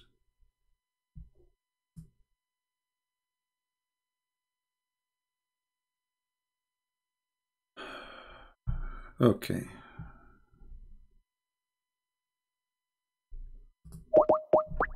Let us see this person here.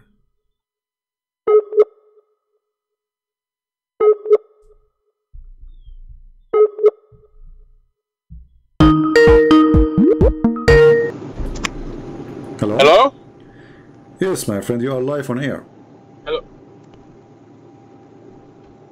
Christian Prince, are you there? Yes, I hear you. All right, are you there, Christian Prince? Yes, my friend, you are live on air. What do you want to say to okay, us? sorry. Yeah, sorry about that. I was connecting my Bluetooth. I'm an American Muslim, and I recently converted to Islam, and I've been watching your videos on YouTube. And well, at first I got angry with you over some of the things you were saying. I've been looking into some of the things, and I think I've made a bad decision. And now I feel like I need to come out of it. But if I do that, I'm not going to tell anybody about it because I've recently learned about the apostasy laws, and I just think that I'm going to get some serious backlash. So I guess I'd be better off. No, my friend, don't worry. You live in USA. They will not even dare to touch you. Those cowards, they will not. They will dare to touch you only if you live in their countries. No. Yeah, when I converted, I was told this beautiful story about how Islam is the only monotheistic religion left, and how Muhammad is the seal of the prophets, and Islam only engages in war if it's defensive war, and they were very nice and they were very kind when speaking to me, and they also said they believed in Jesus and they believed that Jesus will come back. And I did some investigation into the Islamic belief and how Jesus will come back. And what I found shocked me. According to the Islamic belief, if I'm understanding, is that when Jesus comes back, he's going to kill the pigs, which means Jews, and break the cross, destroy Christianity. And so, while it's true that they believe in Jesus, they believe in a very different Jesus than the one I was raised with. The Jesus in Islam is hostile towards traditional Christians and Jews, and that's one of the many reasons. I was angry at you at first, but I'm actually glad that you do what you do, because there's so many things that so many Muslims don't know about their own faith, and myself included. So I just thought I would give you a call. Did you ever call me before? Did you ever call me before? No. No. No. Because there's some silly people, they say, and they called me before, but you did not. Yeah. People, they are silly. Yeah. So my friend, so did you decide today to leave Islam? Yes. I mean, to that. And what about becoming Christian again? Do you accept Jesus as your Lord and your Savior? Yes, I do. I mean, to that, and we are happy for you. And I feel terrible for that. There's a lot of really good Muslims out there who I don't think that they either don't know about the core things that Islam teaches. Another thing that Islam teaches is that women don't have the same rights as men do. I mean, yes, they have rights, but I'll give you an example. The Quran teaches that a woman is required to submit to the sexual needs of her husband, and if she doesn't, Allah and His angels will curse her all throughout the night when she's asleep.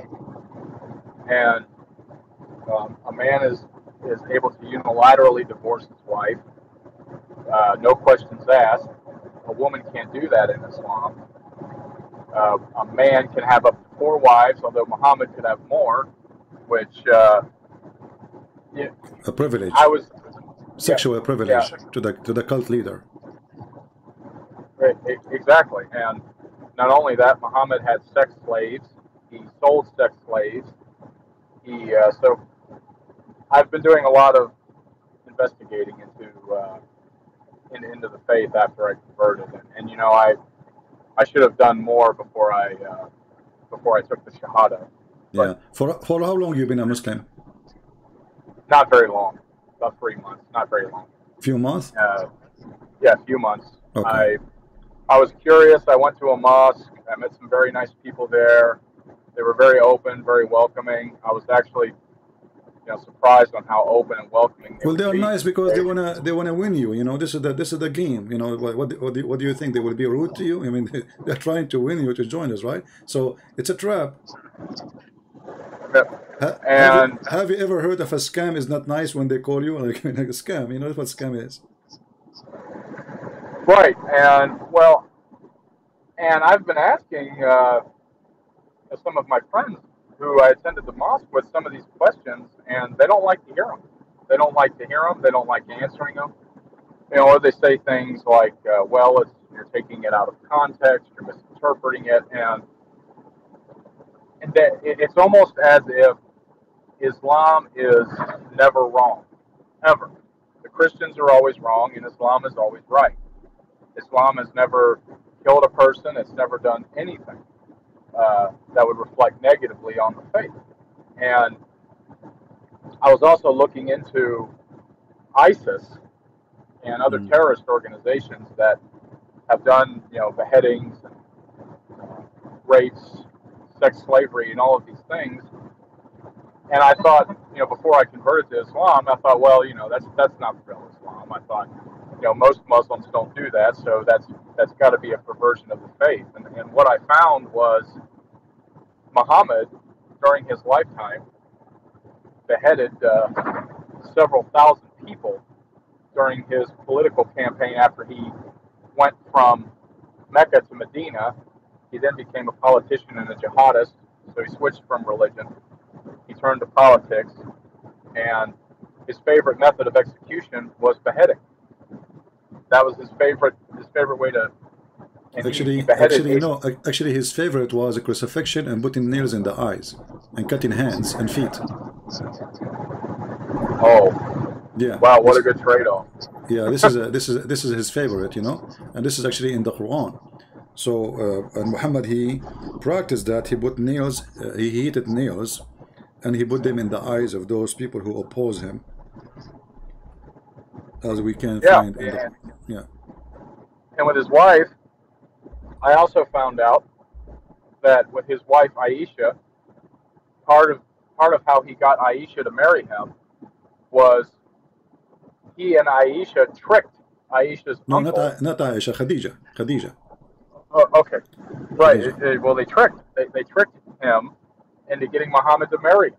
Right. They tricked him while he was asleep, and they put ceremonial marriage robes on him. Yeah, they made the father drunk. And they changed his clothing. And then when he woke up, they told him, "You married me to this guy," but he said, "No, I did not." So it was a fraud. Right. Yeah, and this is telling you the quality of the wife and the husband. And so at first when I was watching your videos, I thought that you had I thought this guy's just got a real beef against Islam, and I thought a lot of the things you were saying were nonsense, but at the same time I couldn't put down your YouTube channel. I just kept listening, and so I did some investigations, and so much stuff I found out since then. So for how long you are listening? For how long you are listening to my channel? A few months, 2 months. Okay. I listened to it 30 days after I converted to Islam, and you were doing a video about what was it? You were debating a Muslim. I think his name is Ibn Farouk. Was his name? Ibn Farouk. Okay. Ibn Farouk. Well, you were debating him, and I think he was using a fake name. Okay. And when you were debating him, you guys were talking about when Adam sinned in the garden, and you were discussing whether or not angels had the ability to lie. Correct. You were saying, tell me these things if you are true. I can't remember exactly what you were, but I'm sure you remember the one I'm talking about. Yeah, tell me the names of those things if you are truthful. Right, and so I really liked Ibn Farouk, and I still do. I mean, I don't think he's a bad person. And so I looked into... He's a liar. Well, how he can be a good person? He's a liar. A person, he keep lying. He cannot be a good person. Right, well, I think a lot of them do, and that's another thing that Islam. So a good person, he don't make religion as a business of lying, because supposedly you are following God, and the one who is religious is the last one to lie, right? So when the one who is religious is lying, so what kind of religion this religion is? Right, and another thing, because I was a Christian before I converted to Islam, And what's really alarming to me is when I look at the Quran and the things written in the Quran, and then I look at what the book of Revelation teaches about the end times, about how people who worship the image of the beast, which I now firmly believe is the Kaaba in Mecca, is the image of Allah, which Muslims refer to as Yamin Allah, the right hand of Allah. I believe what the book of Revelation is talking about is it's an image in the desert that that the majority of the world would covet shortly before the return of Jesus. And it talks about how Christians will be beheaded in the last days, how there'll be massive persecution. And I looked, another thing, what most people don't understand about Muhammad was after he died, his caliphs, Abu Bakr, followed by Umar, followed by Uthman, they conquered a quarter of the world's population in a span of, I think it was 40 or 50 years. They conquered most of North Africa, the Middle East. It used to be Christian before Islam came out of Arabia. But as soon as Islam came into the world and the caliphs came into the world, they immediately began attacking their neighbors to the north, south, east, and west in all directions, and it's still going on to this day. So when people get upset when they say that ISIS is not the true Islam, I can tell you right now that as somebody who, at least until most recently was a Muslim, even for a short period of time, ISIS is practicing the Sunnah. They are practicing the core teachings of Islam. 50 years after Islam was born, over 90,000 churches were destroyed all throughout the Middle East, going towards Persia, and all throughout North Africa. So, when somebody says to you, ISIS is not Islam, you should say to him, name for me one thing ISIS did Muhammad did not do. Just name one. Right. He did all of it. The sex slaves, Muhammad had sex slaves, he sold sex slaves. His favorite sex slave. Beheading, cutting hands, cutting feet, crucifixion, everything they did is very Islamic, attacking the neighbors. Muhammad, he says, attack the Romans so you can get the blonde girls. And I truly believe that it's most Christians today think that the mark of the beast is going to be some microchip or some stamp on your hand or your forehead, but they don't know what the Shahada is. The Shahada, when someone recites the Shahada, they are renouncing Jesus Christ. They are proclaiming allegiance to Allah, to Muhammad. Yeah, they're pledging allegiance. It's a declaration. God doesn't care about a barcode on your hand. He doesn't care about a microchip. He cares about false worship to a false God. That's what makes God angry. So that is what the mark of the beast is. And in the end times, I believe it's the Mahdi is going to be the Antichrist. What for your listeners who don't know who the Mahdi is, the Quran teaches that shortly before the Day of Judgment, that an Islamic Jesus will return to Syria in Damascus, and that the Mahdi, who is the Islamic Messiah, will purge the world of Christianity and Judaism and to establish Allah's eternal rule on earth. And it's going to be from Jerusalem, not from Mecca. The Muslims want to retake Jerusalem, and they want to set up an image to Allah in Jerusalem. And all of this is in the Bible and the Quran. So Christians it's imperative that when you talk about end times, that you don't just look at your Bible. You have to look at the Quran, what Muhammad taught in the Sunnah and the Hadith about the end times, because it all bears a direct relevance to all of this. And well, my friend, we are happy that you decide to leave this garbage. And if you know any of your friends, you met them during the time you became a Muslim in the mosque, and they were a Christian, they converted to Islam, let them watch my videos and ask them to be free to call me if they are still not convinced to leave Islam. Right. And and with the apostasy laws, Well, don't worry about apostasy law. Don't worry about it. Here, they don't dare to do anything. Here we go. I live in America. I laugh at Muhammad every day. What they can do about it? We are men. We are not cowards, right?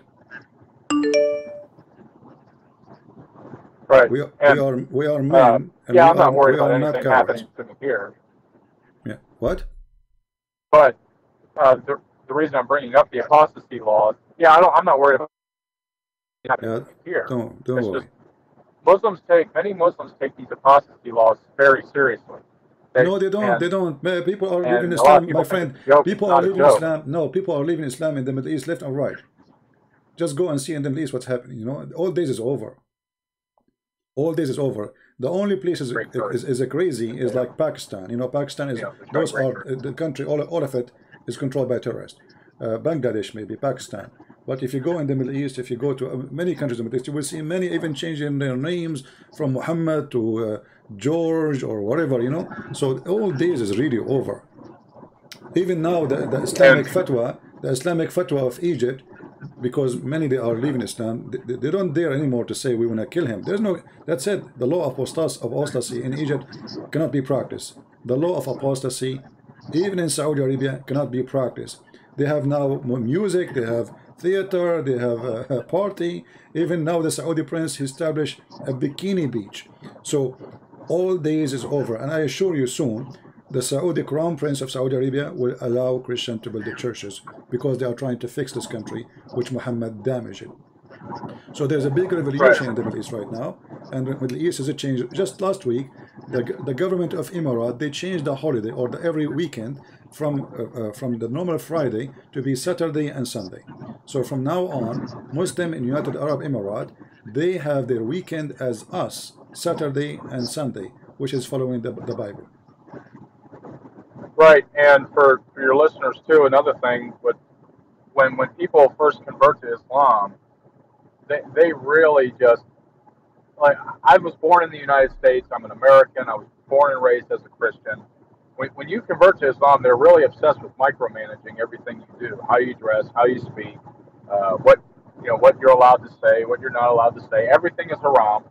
Absolutely everything is haram. You got just people bugging you night and day, and if you don't show up to mosque, you don't show up to prayer, you have people calling you, wanting to know how come you haven't shown up. Yeah, they harass you. You know, it's harassment religion. They're trying to intimidate you too. They try to intimidate you to tell you we are watching you in case you do not know. Right, you know? and that's another reason why when I first came across your videos, I started taking a closer look, and it's been an incredible couple of months. All the stuff that was not taught to me that I've since discovered. Muhammad was a sadistic human being.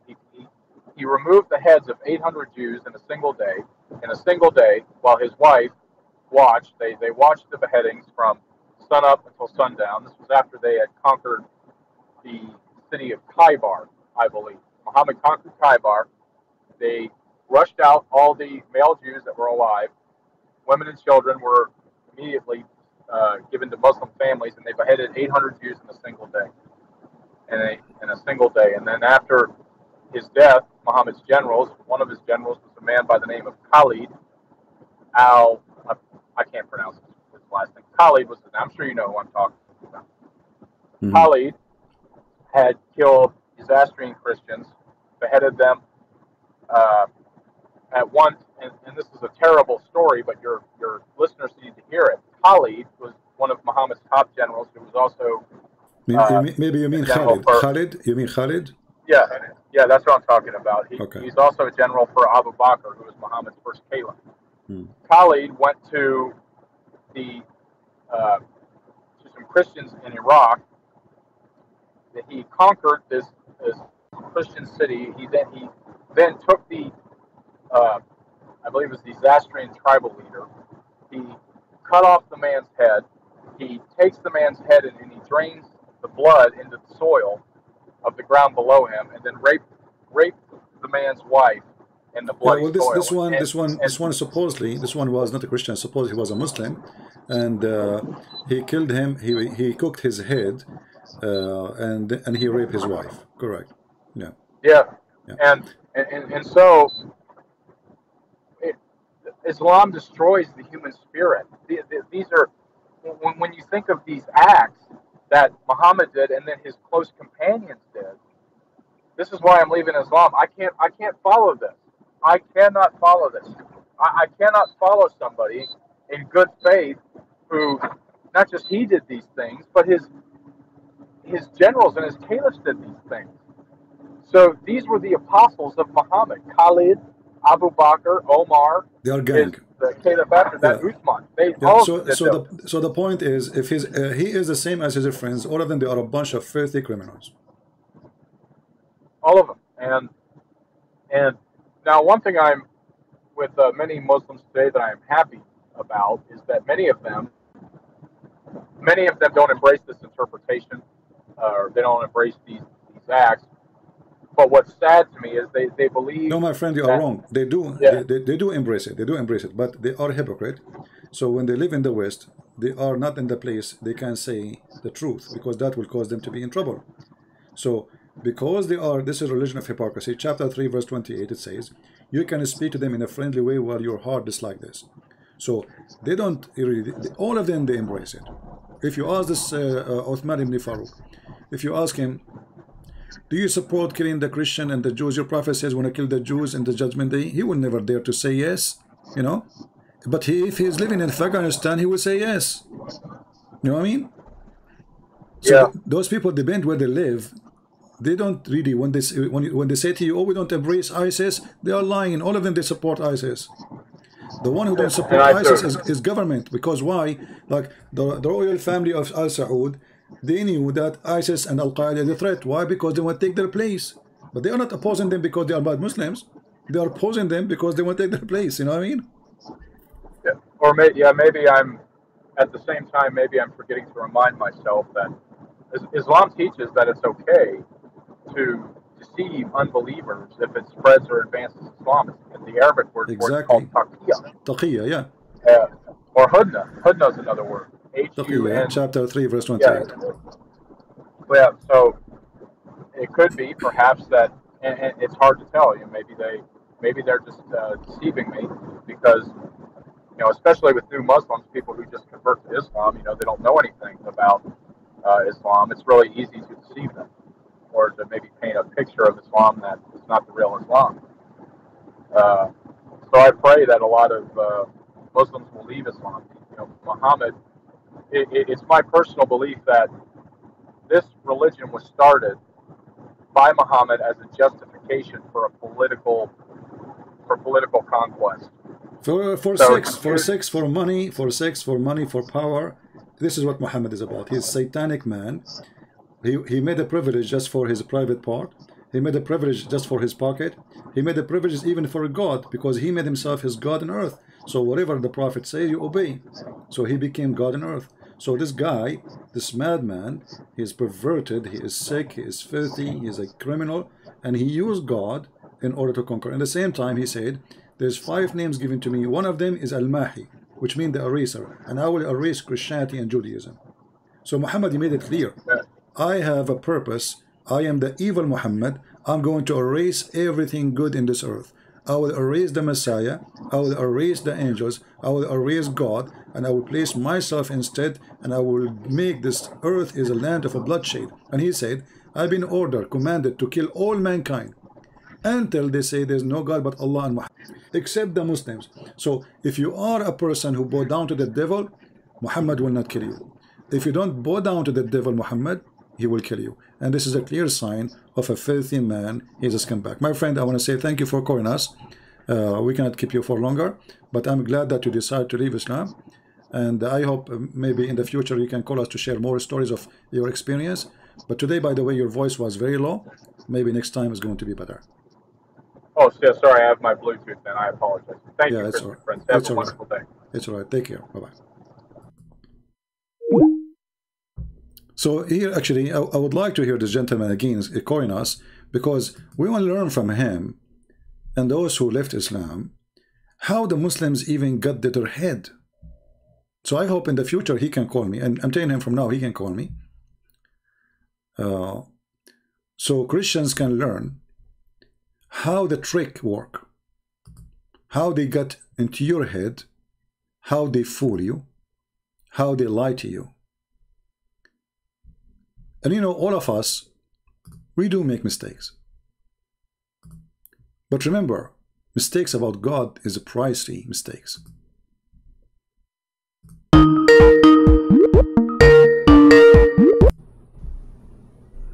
Hello? Hello? Yes, Shazi. Did I say you can call me now or not? No, you did not say, right? I did not say that. No, sir. Is it okay? Okay, what do you want to say? Go ahead. Okay, first of all, I just want to say that we had a very good conversation. I learned a lot from you last time. Okay. And I'm grateful for that. And number two, your followers, the people on chat, they were mocking me and they were cursing me. And that's not the right, I believe that's not the right teaching of Christ. Yeah, exactly. They can mock, they can mock the idea, they can mock the stupid things you might say, but not you as a person. Okay. And they were being racist, and there was an American guy and he was being racist. And I just want to tell this American guy that Jesus was not an American. He was not a white man. My friend, anyone he is racist, he has nothing to do with a Christian. Maybe he's a Muslim, because there's many Muslims, they come to my chat. He was taking your side, and he was doesn't matter. saying, there's Muslims, they come here, and there's Muslims, they come here and they play to be even. Okay. They use even the name of Sam Shamoun or the name of David Wood or the name, etc. So don't be afraid. Anyway, the one who do that, is Muslim. That being said, are you against racism? Are you against racism? Yes, sir. So how come you are not against Islam? That being said, you were asking me to mention you something about Christianity. Yeah, but because I want to learn more from you. As long you are a Muslim, before we go to Christianity, as long you mention to me racism, how come you are not against Islam?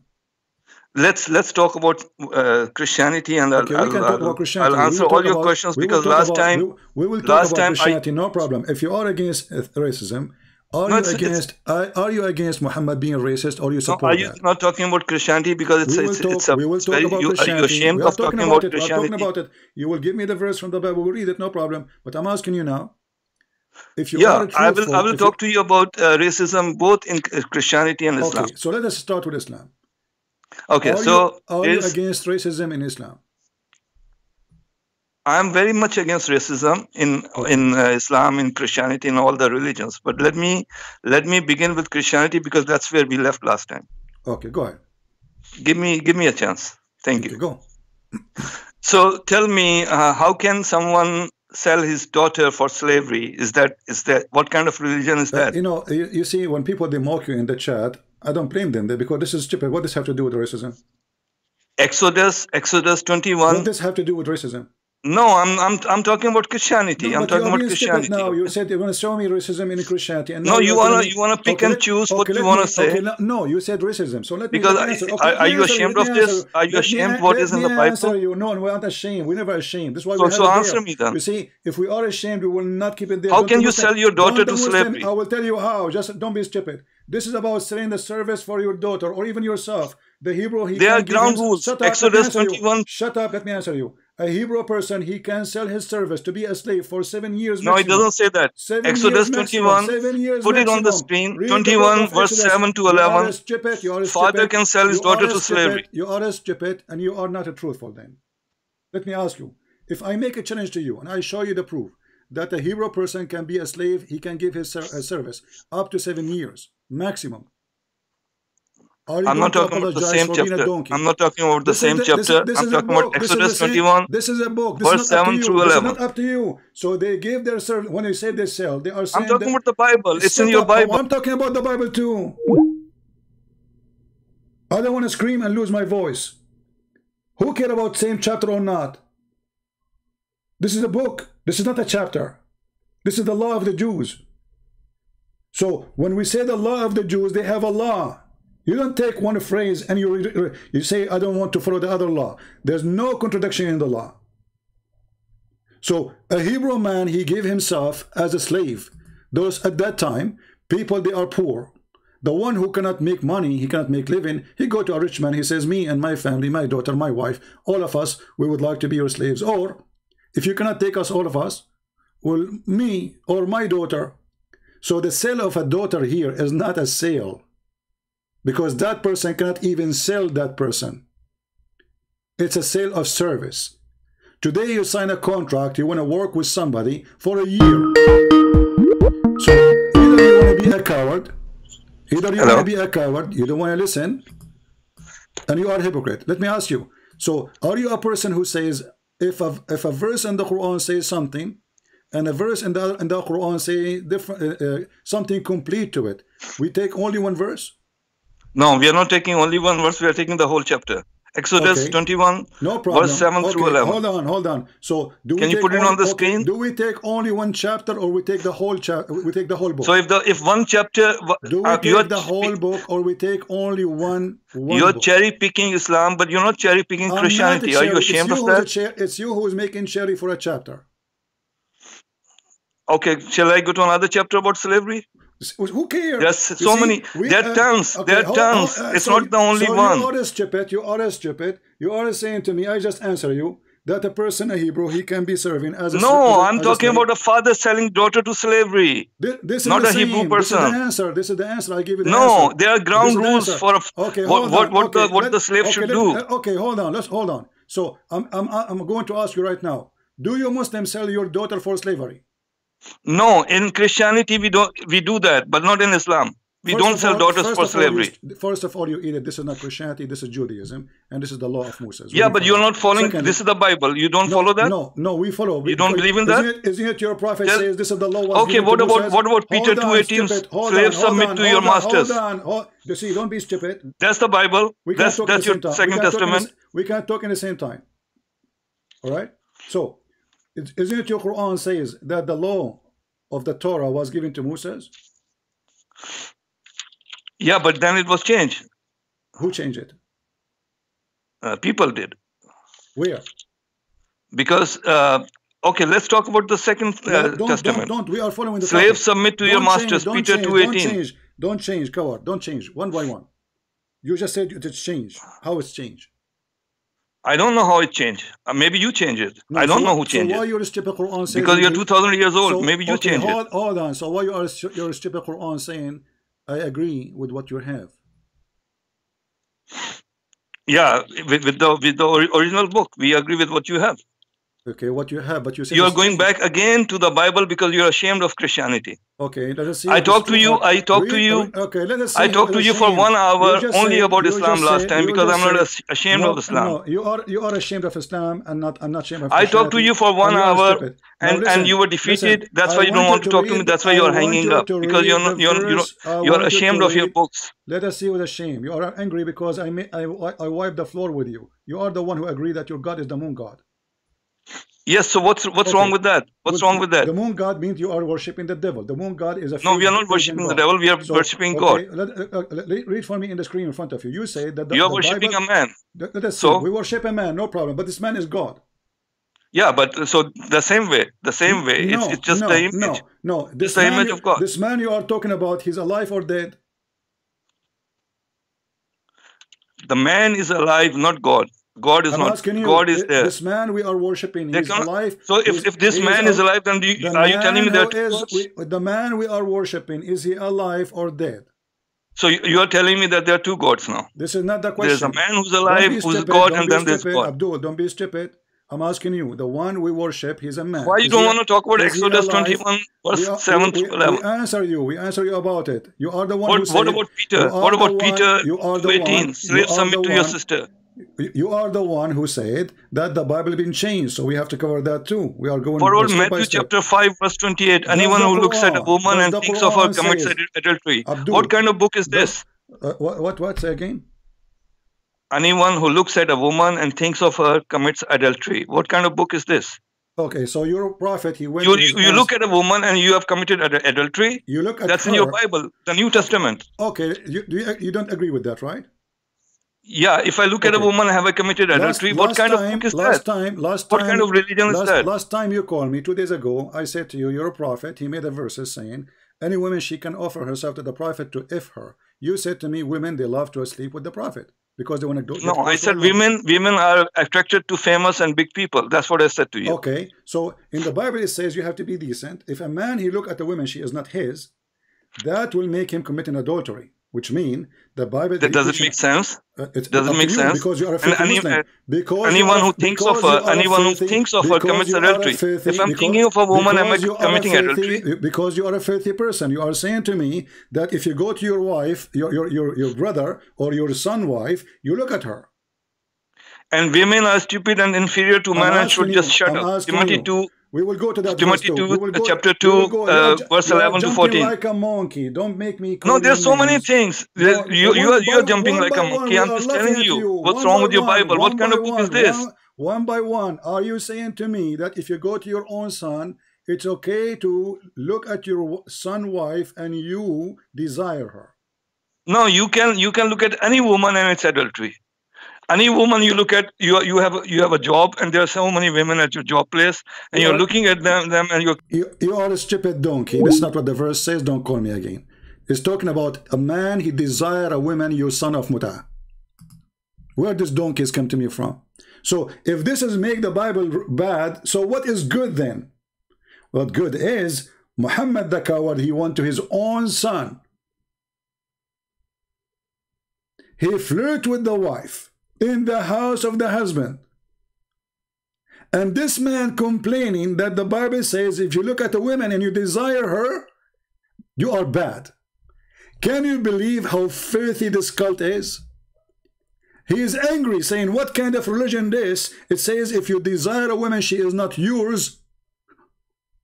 What kind of religion this religion is? In the same time, we have the Quran saying,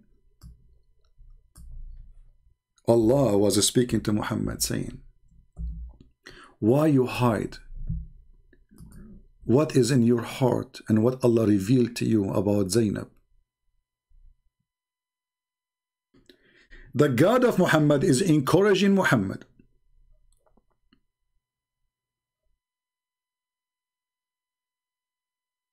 to have a desire to a married woman while she is married. And the story he represents to us, after Muhammad, he went to the house of his own son, and he flirted with the wife when she was in the house of the husband. She's not divorced, she's not separated. And the husband, he came back home. The wife, she told him, by the way, your father was here, and he said to me, praise be to Allah, the one who flipped my heart for you. And he saw her naked. The husband, the hadith says, فَفَطِنَ زَيْد. So Zayd, he noticed. Fatin, which means like not only notice, like he got it, you know? So he went to his father and he said to him, Father, this woman, she hurt me. She's saying she is very proud. She is a bad woman. She always speaks to me from above. I want to divorce her. Look at the filthy Muhammad. He says to him, no, don't divorce her. Like, come on. I mean, the filthy guy a second ago was in the house of the husband, flirting with the wife, and when the husband came to him, saying, after he heard that his wife already cheating with his father, and he knew that this father will kill him, he's a monster, he's a beast. This father said to him, son, why you want to divorce her? Huh? Why you want to do that? Why you say? I look at the translation here, free the slaves, and you know, why you want to divorce her?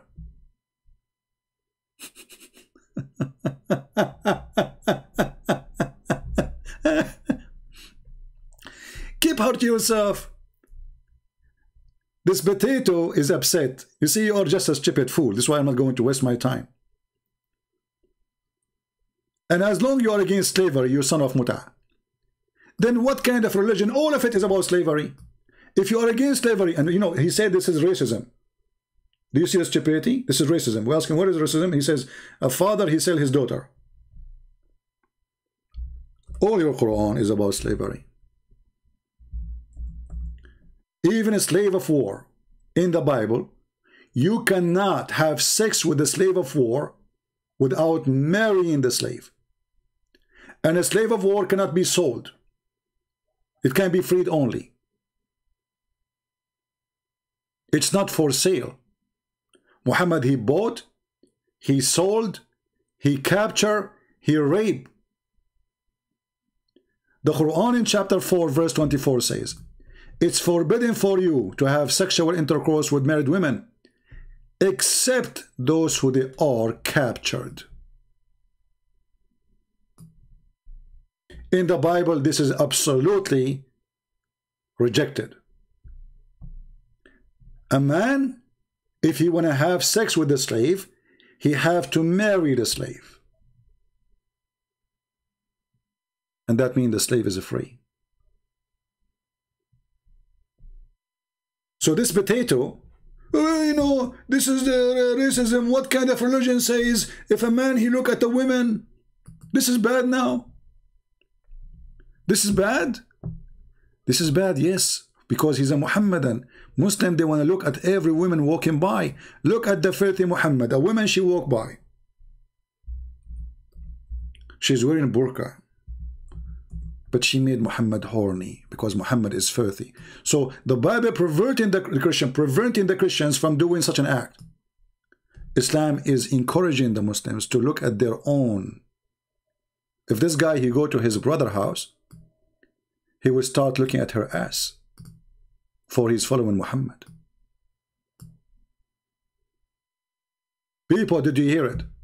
He is wondering what kind of religion this religion says that if a man, he look at a woman, obviously a woman, she is not his, he committed adultery. This Muslim, he don't like that. This Muslim is angry because this is not right.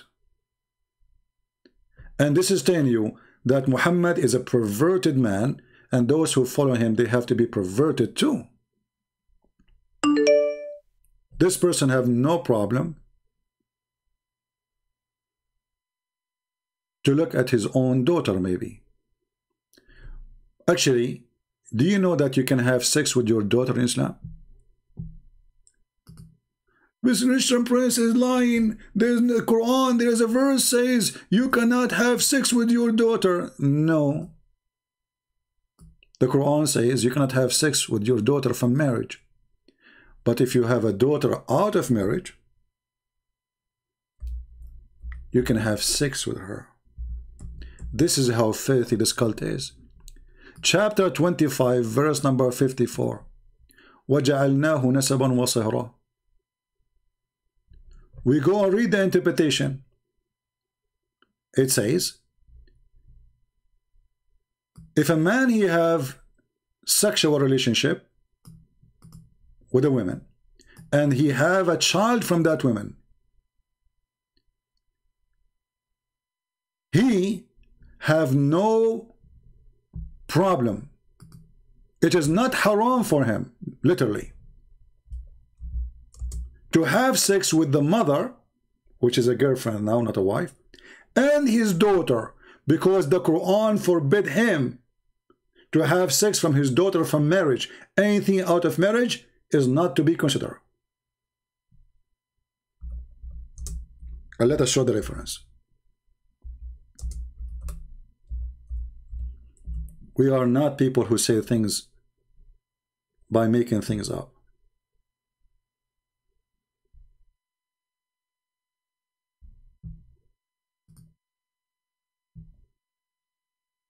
Let us open the interpretation, and you will see in a second how filthy this cult is.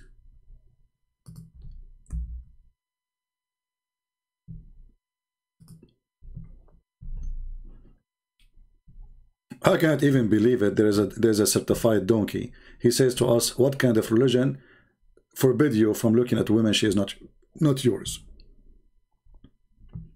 Can you believe it?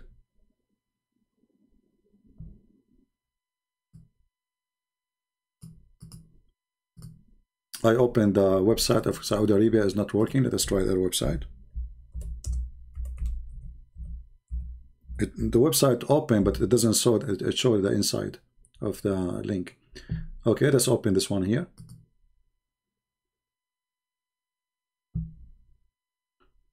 This is Tafsir al-Qurtubi. This is Sunni Tafsir. This is not Shia. This guy is a Sunni. Volume number 13, page number 59. And I'm going to show you the translation in English.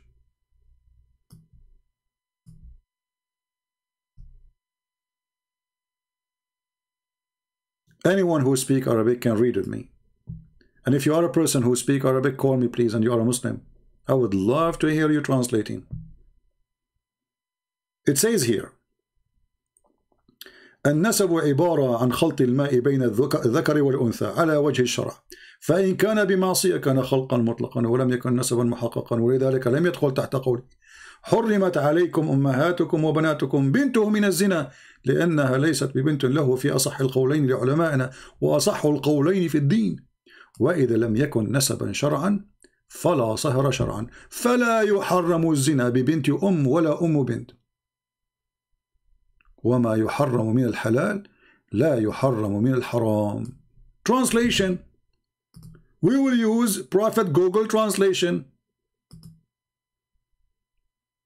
Are you watching, Abdul? It's not forbidden for you. According to the Sharia, lineage is only by marriage. So if there is no marriage, according to Sharia, adultery is not forbidden with the daughter or the mother. Because what is forbidden is not forbidden no more. Why? Because Allah approved only relationship by marriage, which means if you have a daughter, she is not from a daughter from a marriage, you can if that daughter. And this is according to the most accurate opinion in Islam. Read carefully. This is according to the scholars and the most correct opinion in the religion of Islam. This is Islam. So Muhammad, he owned a slave. It's okay. The Bible, there is a slave. It's bad. Muhammad, he look at women walking by and he go to masturbate or he go to F his wife. It's okay. But the Bible says if a man, he look at a woman, she is not his, he committed adultery. Is bad. What kind of religion this religion is? What kind of religion? Do you see the stupidity? And now do you see why people, they were laughing at you? So this guy is angry because last time he made his God as a joke. We were dying laughing. He said that his God is the moon god. I mean, I cannot even count how many stupid things he said exposing his religion. And now he thought he will take revenge. Do you have slavery in the Old Testament? Yeah, there is a slavery in the Old Testament. And this is racism. The whole Quran is a slavery. What kind of religion says that you can sell your daughter? We answer you. This daughter cannot be sold. You see, he is selling when the word they are using translation. The word sell here is a sale of with the, let us say, is a contract of service. Even the man, he cannot sell that daughter to other person. Why? Because simply the contract is between one person and the other. Today you sign a contract with the company to work with them. Let us say I joined the army, I was in the army. So if I decide to leave, I cannot leave because I sign a contract. Like usually contract, they give you sometime 3 years, sometime 5 years, mostly 3 years. So 3 years contract. If you try to leave before that day, they will send the MP to capture you. Literally, you are a slave of the army now. You own them, that's it. They own you, sorry. But you went there willingly. You are the one who signed the contract. So the contract maximum is 7 years. After 7 years, the slave is free.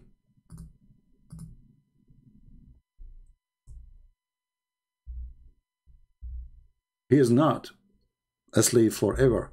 A slave because he is poor. He is desperate to find a job. There's no company at that time, you go work, come back to me. Those people, they want people to be there 24 hours. All what they have is either farming or animals. They don't have a corporation of Apple or Microsoft or work from home.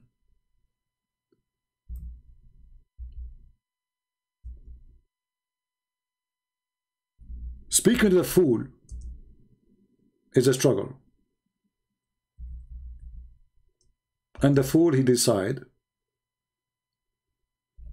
looking at the women, she is not yours, is bad.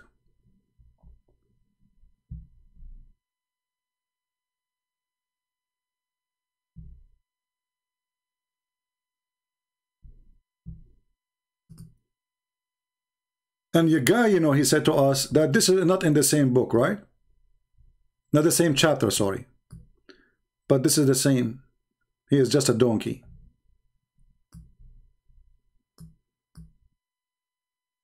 This is Exodus 21:2.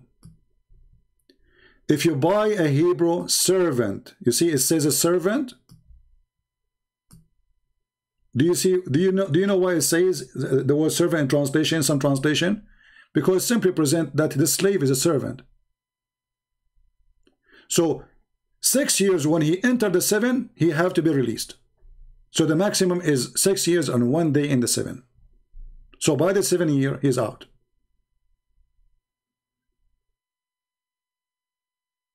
So this person, when he sell himself to you, he's buying from who? He's buying you from yourself. You need money? Why I want to give you money? Okay, I will give you in return to be a service for you for a year. Depend how much money is. But the maximum is total of 7 years by the end of the 6. Which means when you enter the 7th year, you have to be free. As you see here. If you buy a Hebrew servant 6 years, he shall serve. And in the 7th, he shall go out free for nothing, which means free of his debt. So you gave him money in exchange of him being your servant. This is what the slavery you are talking about. No, it doesn't say that. You are a liar. This is different book. This is the same book.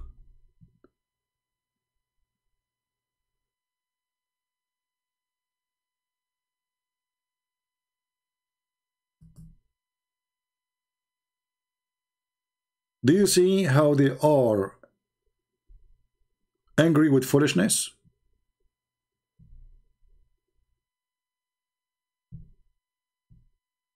Do we have any Muhammadan? But anyway, this guy was a priceless for us, and this is why he get angry, because people, they start laughing at what he said. His God is the moon god. And he said to me, what's wrong with that?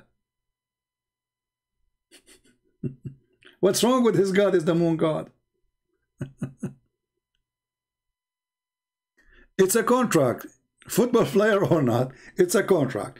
It's a contract. This is how old days it is. There's no jobs like today. There's either poor people who have nothing. They have no land to do farming. They have no animals to grow. They have nothing. And there is somebody who have maybe everything. So the poor, he offer his service to the one who have everything. That is a slavery. Because literally you are a slave. You will have full time of work. And this is why the Bible ordered the Jews that they have to stop working in the Sabbath. Why? So they cannot abuse their own slaves who they are offering service, because Jewish, they were greedy and they make the servant work 7 days a week. So the Sabbath came not because for God. That's why Jesus says Sabbath is not made for God, it was made for the man. Or let us say Sabbath was made for the man, not man was made for Sabbath. Correct?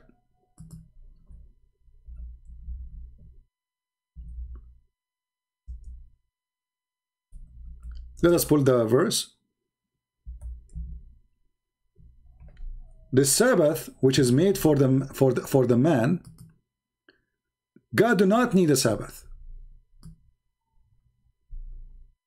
God do not need a Sabbath.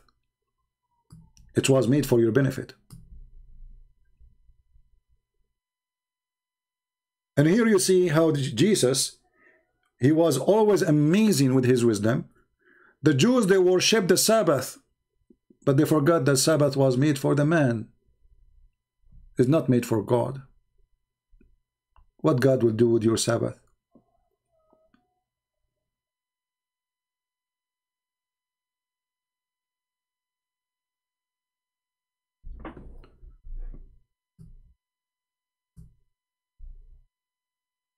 This is how perverted this cult is. This man is upset. He want to go to his own brother house and he want to look at the legs of his brother wife. What kind of religion says if you look at the women, you commit adultery? In the same time, Muhammad, he said that adultery is the destiny of Allah. So look how huge the difference between the teaching of the Bible and the book of the devil Muhammad.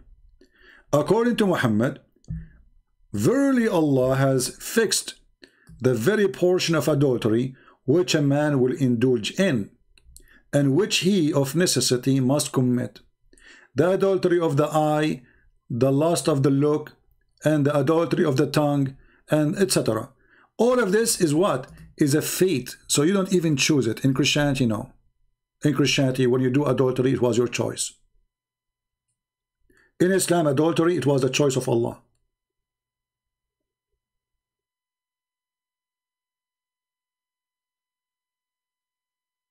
Do you see it, people? In Christianity, if you look at a woman, she is not yours, you are committing adultery. This is how tough Christianity is. In Islam, you know, even the Quran says, "Illa lamam." Look at this. Illa lamam. What is a lamam?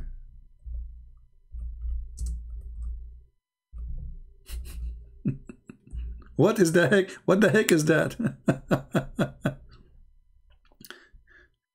You know, if any Muslim want to call us and tell us what is a lamam?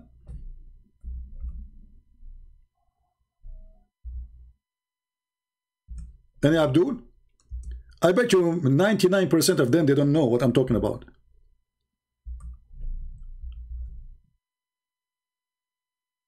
Any Abdul, he knows what is a lamam mean? They have no idea. How they will know? A lamam is, you go and you do have sexual relationship with the women. You touch her, you play with her private part, she play with your private part, you kiss her, even if you have intercourse but in the wrong location. That is a lamam. This is not a big sin in Islam.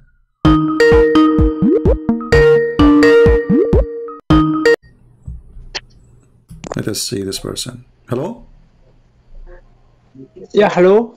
Yes, my friend. Are you a Muslim? Hello, this Christian Prince.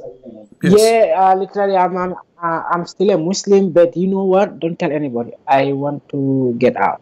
It's not But very. you are live on air. You are live on air now.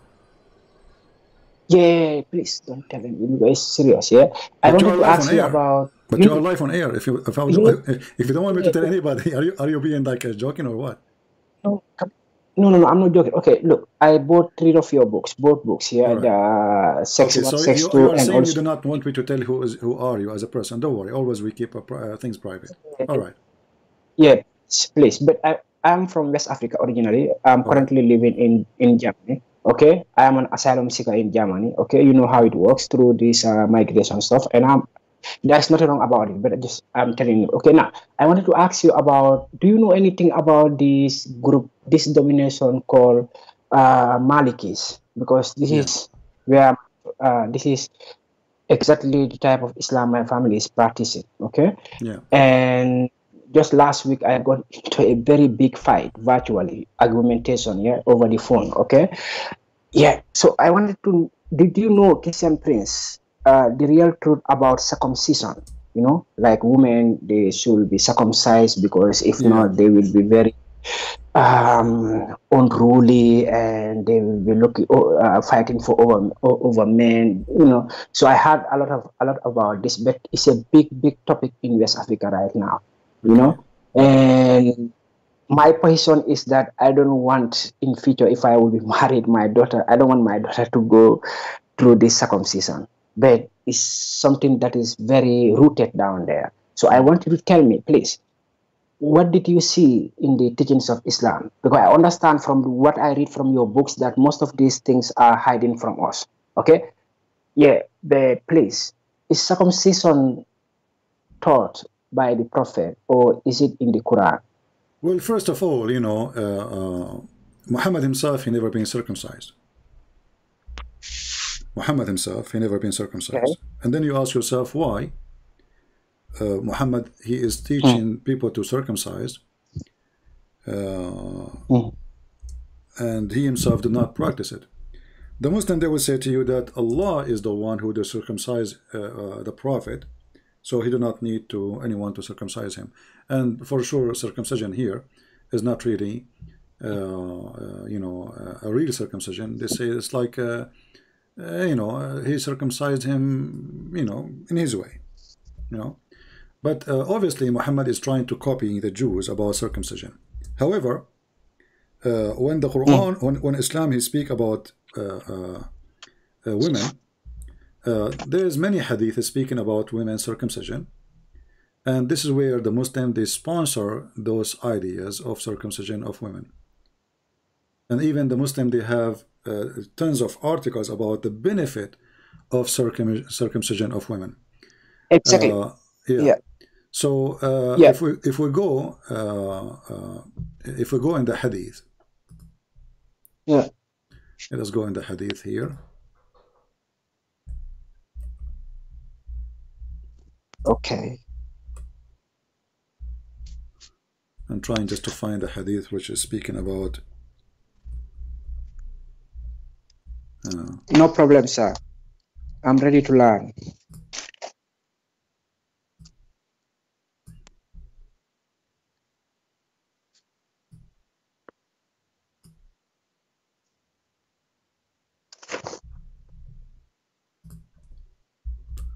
Let us see if we can find this one in English. There we go. Okay. So this is a hadith about Muhammad, about Muslim women. They are practicing the circumcision for women, and then they were cutting too severely. You know, they are really, you know, hurting those girls badly. So Muhammad, obviously this is causing bad bleeding and etc. So Muhammad, he is the one who taught them to do circumcision. So he said to that women, don't, you know, like hurt badly. Don't be extreme in the cutting. But this is where Muslims, they take it that it's okay to cut and we have to do circumcision for women. And this hadith here is a sahih, as you see. Wow. So if there is a big scholar right now in West Africa, specifically in the Senegambia region, I still don't want to tell you where I come from, but Senegambia region might give you an idea, okay? And this guy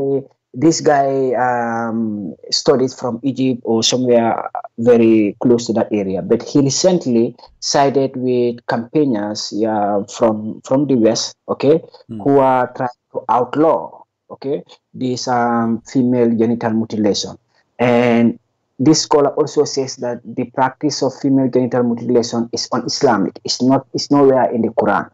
But me having your book and listening to some of your videos for 2 years now, it seems like it seems like I saw or I heard you saying that yes, there is a hadith that supports something like that, and this is why I called tonight to make sure that I verify this. Yeah. Well, this is not the only bad thing here, but the question is, you know, there's many hadiths speaking about this. As an example, that the khitan or circumcision for women supposedly is to control the sexual desire of the women, so she will not feel horny.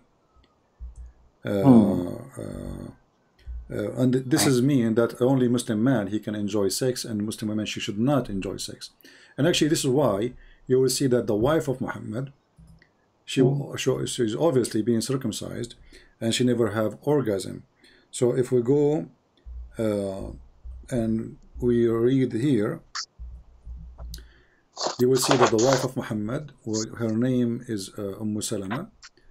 Okay. She said, do women even have this charge? Do the women even have this charge? And here you ask yourself, why this woman, she don't know what is this charge? And she is the wife of Muhammad, you know? Why she never had this charge? This charge happened because the women, she got excited. And if she is not, either the man, he cannot do it. He's not making her excited. She hate him maybe. Or the woman, she is circumcised. But we have in front of us, the wife of Muhammad, she says, do even the women have this charge? So the wife of Muhammad witnessed that she is his wife and she never ever had orgasm. And this is also one of the Sahih hadiths. Oh, this is Sahih Bukhari in front of us. Here we go. Hadith 130. Yeah. Does a woman get a discharge? And there is a big question mark. Yes. Let your right hand be indoors. Yeah. So if you ask yourself, the Muslims, the Muslims, they say Muhammad was so strong in bed. He, you know, he used to able even to go and do boom boom to all his wives, even his sex slaves, even in hour, which is the word sa in Arabic mean today, hour, but today in the time of Muhammad mean like 15-20 minutes. So in 15 minutes, the guy was able to do 13 women, which is impossible. This is a, you know, fraud. But you notice here that the wife of Muhammad herself, she never had this charge. So what is the reason? Muslims can leave their comment and they can tell us, is that because Muhammad, he is not good in bed? Is it because Muhammad, he did not even have sex with them? Or because those women, they have circumcision? Yeah. Or maybe she was circumcised. And for me, I told my mom, hey, look, I don't want to marry any woman who is circumcised, okay? So I will go for these women who are not circumcised, okay, so that I can enjoy and they will be enjoying. And he said, no, this woman will leave you and you will never be a happy man in this marriage, you know, and I don't want you to come back to me crying, okay? So, yeah, but now that I noted this hadith, and I will take this hadith to this scholar again, okay? Because he is why you don't call the scholar, let him join us right now? Wow, this scholar is very big down there, man. And oh, I like him big. I will make him small. I promise you. Okay. Do you agree that, you know, if I can establish some contact between you and this scholar? Yeah, just invite him right now. Call him in Skype, or you can call him by your phone. Put him in the phone. It's up to you. No. We are not staying together. Okay. Yeah, but he speak, of course, Arabic, and you are an native Arabic scholar, of course. So you will be able to communicate. He can invite it. Do he speak English? I will have to find out. I'm sure that he speaks Arabic. Okay. So for English, I will first need to talk to this man, and after I will write you through text message, you know, that you know is me. And the second clarification that I want you to make is about this Maliki group. Okay. Yeah, because a student to this scholar also said, yeah, we in West Africa, we are into this Maliki school because it's the authentic version of Sunni Islam, okay? Yeah, and try to justify that because I raised an argument that, hey, because he said there was no compulsion in Islam. And when I was going to primary school back in the Senegambia region, one of our subjects is called SES, Social Studies. Okay, Social Studies. And in this Social Studies, we are taught how Islam came to our part of the world, okay, through jihad. It is even called Soninke Marabu Wars.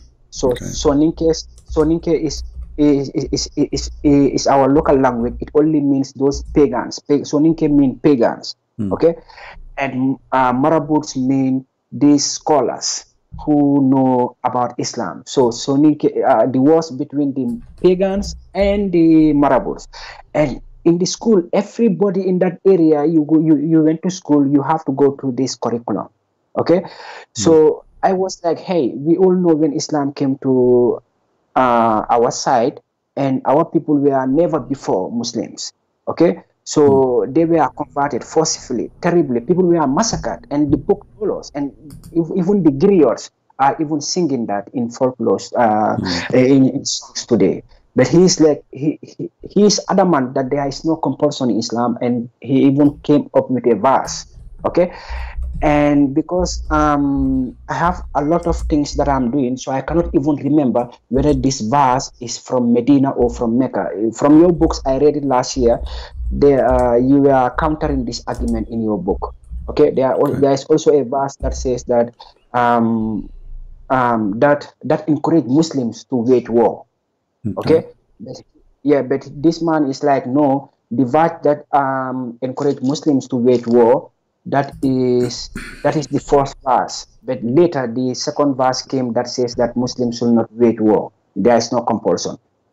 Will you agree with that? Those verses are abrogated. You know, the chapter of the Tovia, chapter of the Tovia is one is almost the last chapter was given to Muhammad, and in that chapter it says, Bara'a. The first beginning, actually, the real name of this verse, this chapter is Bara'a. So Bara'a, I mean, yeah, the Tovia.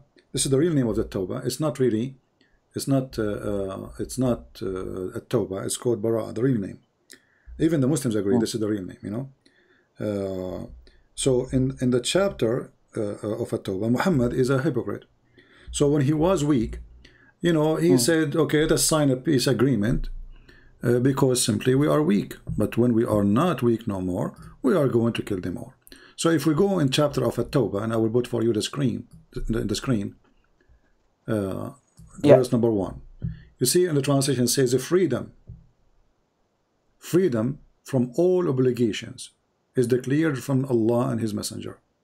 So he washed his hand from all agreement and all what he said before about signing peace with those who don't accept him as a prophet. So go and attack in the coming 4 months and slaughter them all. All right. So the Muslims themselves, they agree that there's something called abrogation and abrogated verses. So the verses about, you know, there's no compulsion in religion, this is abrogated by the chapter of the sword, which is a chapter of At-Tawbah. All right. Yeah. So this is where when they quote this, then if this is true that there's no compulsion in religion, then Quran is full of contradiction. Why? Because it's chapter 9, verse 29 says it clearly: go and kill the Christian and the Jews unless they convert or they pay jizya. So if there's no conclusion in religion, you know, then this verse is a fraud then, because they can't be both right. If there is if you cannot force a person to accept a religion, then what this verse is about? And actually, that verse, it was about Muhammad saying to the Christian and the Jews, you cannot force your children not to convert to Islam, not the opposite. You know what I mean? It's not the opposite. It's not about Muslim cannot force you. He was saying to the Christians, you cannot force your children not to accept Islam. Yeah. All right. So I now got it. So I want this place to be very clear, because sometimes, like, okay, in your book it says Allah is the best of the deceptors. Okay, deceivers, and that is deceivers, and that is not you saying that, you are quoting. Like, this is one thing I like from you. Okay, and not only from you, anybody I think who is doing this kind of work, you need to quote the source. You don't have to come with your own opinion, because at the end of the day, we are very plenty in this world. Everybody can have his or her own opinion, okay? But you have to quote from the source. And my point is, like, they can be very deceptive, because for me, I cannot remember or figure out which verse was earlier, okay? And he was like, hey, the earlier verse was that Muslims have to wage war, they have to fight. Okay, because the Prophet and his band were very persecuted down there in Makkah, and that was why this verse came. But later in Medina, there is another verse that says that nobody should be forced. But this is, I cannot wrap my mind around this after listening to you for a while. So, my friend, did you decide to leave Islam or not yet? Yeah, honestly. Like, please don't tell anybody, okay?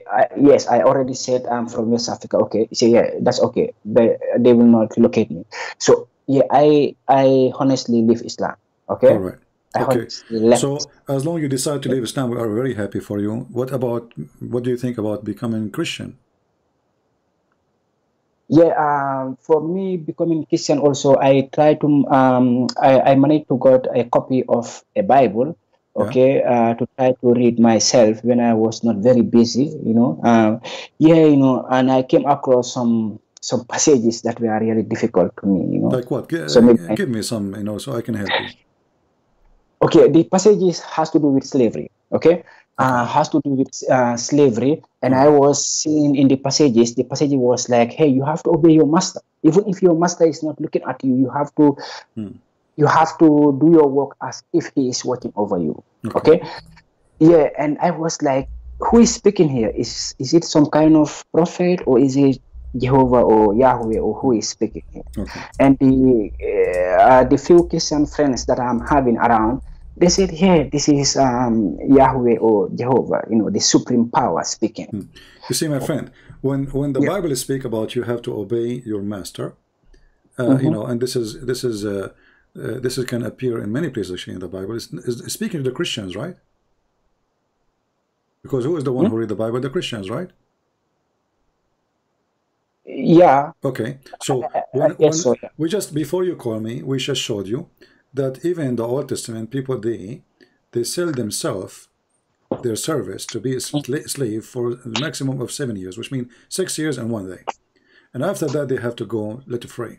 So being a slave here is not about Christianity is encouraging slavery. It's about being honest. You sold your service to your master. You are working for him. You are getting return in that. Let us say you are getting salary. You are getting wages. At that time, the wages can be, you know, like you have a debt. Let us say you borrowed money from somebody. You could not pay him back. You say to him, "I want to work for you for equal time of the money." Let us say I borrow from you $3,000. So, okay, how long, you know, it's what is the wages at that time for $3,000? Let us say maybe 3 years. So I say I will work for you as your servant for 3 years. So the Bible is saying that you have to be honest when you serve your master. You don't cheat. You are not a liar. So when you serve with honesty. From your side, you have to be honest. Maybe he's not honest. Maybe he's a fraud. Maybe he's a bad person. Right? Yeah. But you, as a Christian, you always have to be decent with your master. So it's not about encouraging slavery. It's about being good Christians. Otherwise, Jesus never owned a slave, did he? He never owned a slave. No. I never came across a scripture. No, Jesus never even owned a donkey. So Jesus never owned a slave, never owned a human, never owned an animal, never owned a house. So Jesus and his disciples, they went around the world and they were very poor.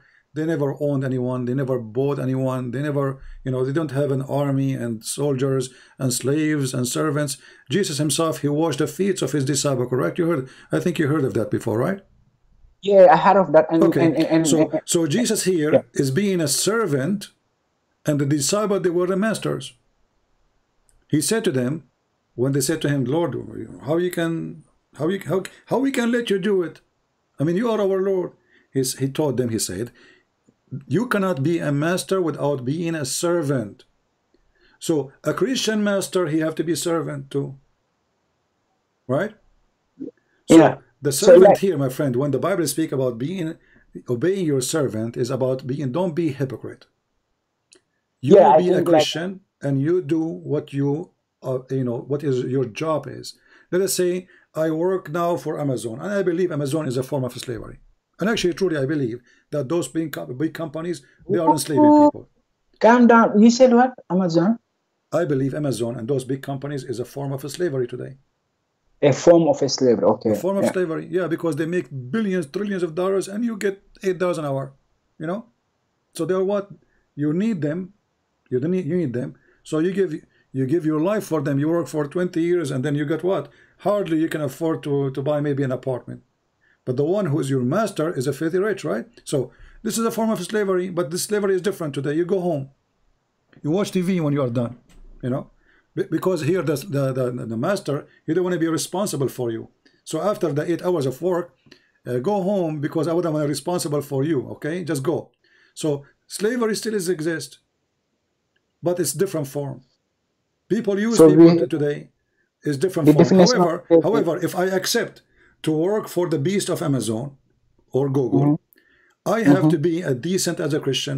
I promise them a service, I have to do it. So this is what the Bible is teaching you, to be a decent human being. Don't tell them I will do the work, but you don't want to do it. Right? Well, yeah. So I think I need to look into this even deeper and check it very well. But for me, like I told you, this was like a shutdown for me once I saw that. No, my friend. Even the Bible, if you go to 1 Peter, it says, "Live as people who are free." This is okay. Live as people who are free, but he is not free. Live as people who are free, not using your freedom as a cover up for evil, but living as servant of God. So live as people who are free. So even if you aren't free, live as a free person. How you can be a free person? By not being a servant of the devil. So freedom for us as a Christians is to be free from the devil. Okay, I got that. Not really from a master, because a master, it can be a job, it can be a good for me. Even I like, let us say I exist now 3,000 years ago, when there's no companies, there's no jobs, there's only rich people, poor people. What I would do? What I would do? I will go to a rich man. I will say, I want to be your slave. At least he will give me my food. I will give me shelter. Otherwise, I will be homeless. I will die in the road. So slavery. If it's about capturing people to sell people, this is a different form of slavery. This is, you are capturing people and you are taking their freedom and then you sell them out. Slavery in war, well, they slave you, like the Jews we heard, as the Old Testament says, that the Jews themselves being enslaved. The whole nation, the Egyptian, they enslaved them, and the Assyrian, they enslaved them too, correct? Yeah. Okay, so the Egyptian are what? Aren't they African? The Egyptians, yeah, from what I understand, during this time they were Africans, and also like the color was not even changed during this time. But the point is, African in the old days is enslaving people too, correct? Yes. Okay, so slavery, it was a behavior, an act of all nations, regardless of the color. Black enslave white, black enslave black, white enslave white, white enslave black. So enslave Asian, enslave Asian. I mean, slavery is all over. However, the Bible, when he speaks about being obedient to your slave, is about being a decent person. Don't go and be a slave of a person and put poison for him, because you are his cook. Christianity is against evil. This is why in 1 Peter says, like, act as if you are free. Act as if you are free, and at the same time, never use your freedom as a cover-up for evil, but living as a servant of God. So when you see the word slavery, ask yourself the first question, how many slaves Jesus owned? And then you will know that Christianity, if a Christianity is sponsoring slavery, well, here we go. We have someone, the Christian belief is God, right? Yeah. Okay, so if now Jesus said to me, hey, Christian Prince, I want you to be my slave, I will say I will be happy to do so. But Jesus still did not ask us to be slaves. He washed our feet. Do you see the point? Yeah. So Jesus and he is God. Jesus and he is God. He came to come as a servant for us. But he's God. So Jesus, he washed the feet of his disciples. Why somebody, he believe in slavery, and he have people who worship him literally as God? Why he want to wash their feet? They should wash his feet. He's the master. He's the Lord. But you see here that Jesus is teaching us to be very humble and to be not only down to earth, to be the earth itself. Like, be decent. It doesn't matter what the price is. Yeah, I quoted the slavery passages that I came across in the Bible, and it was very difficult for me. Okay. And you can imagine, like, people like me, we've had and feel so terribly about when it's come to slavery. So I was not understanding very well, but I thought like whoever is speaking here is not making justice, because from my understanding of slavery is that there is no righteousness in this partnership. Somebody just literally taking you and then you are rendering a service, yeah, and this guy have no sympathy for you. He can even literally kill you anytime. He can do any bad things to you. So you are just a slave. And even your children who are born into the system, they will also be slaves. People have to undergo a terrible time. So I was people they do things, but as I said to you, like in the book, in the Bible, it says there's no neither a Jew nor a Greek nor a slave nor a free, for all is one in Christ Jesus. So the Bible teaching us that all of us, we are equal, and this is in Galatians 3. All of us, we are equal. There's no black, there's no white, there's no Roman, Greek, and there's no Hebrew. There's no Asian, there's no white man, there's no African, there's nothing. All of this will disappear with Jesus. So Jesus, my friend, will destroy racism, not only slavery. If a person is a true Christian, he cannot look at you down because you are black. And if a black person is a true Christian, he cannot look at a white man down because he's white. Why? Because Jesus, God, he loved the world. He sent his only begotten son. He loved the world. So you are from Mali, I am from the Middle East. You are African, I am an Arab. But I believe Jesus, he came to me the same as he came to you. He did not come to the white. He did not come to the black. He did not come to the Asian. He came to all of us, for God, he loved the world. So my friend, according to Jesus, you are being loved and you are a child of God. And Jesus, he loves you. This is why the Bible make it so clear. For all of us, when we are baptized into Christ, we have the clothes of a Christ. So I invite you today to accept Jesus as your Lord.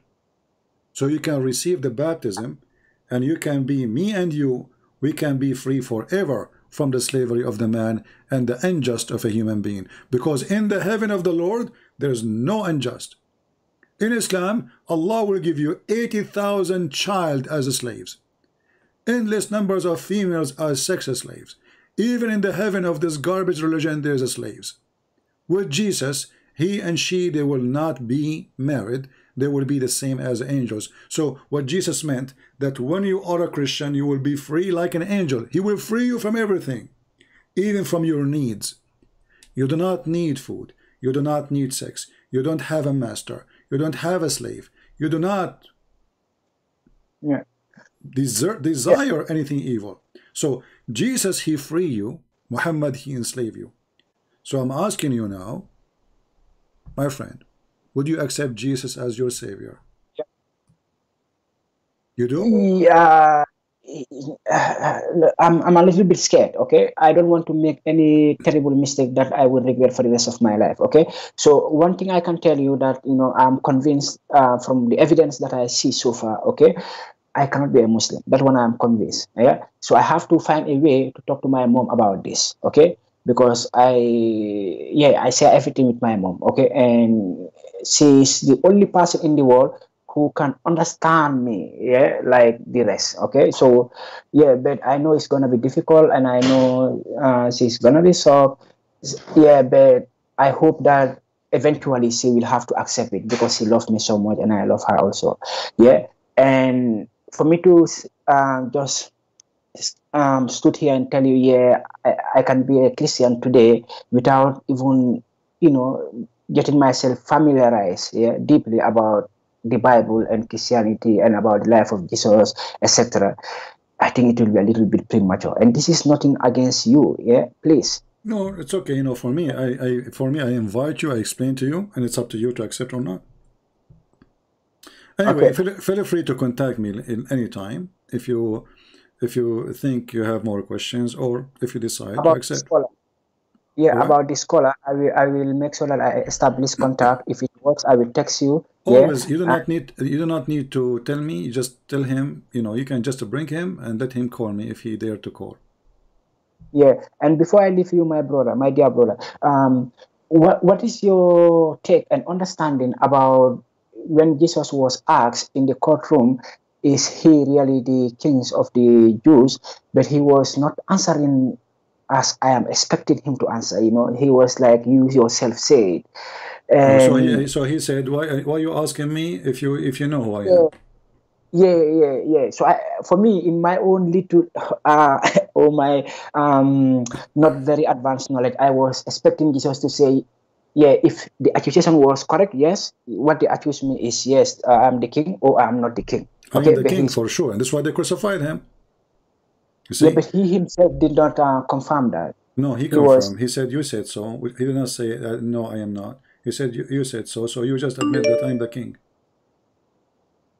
Okay, that's his conversation. That's his way of. Okay. Yeah. See, my friend, if you say to me, let us say I claim to be a prophet, and you say to me, are you saying you're a prophet? I say to you, you just said so. So I'm saying to you, are you stupid or what? You just agreed that I am.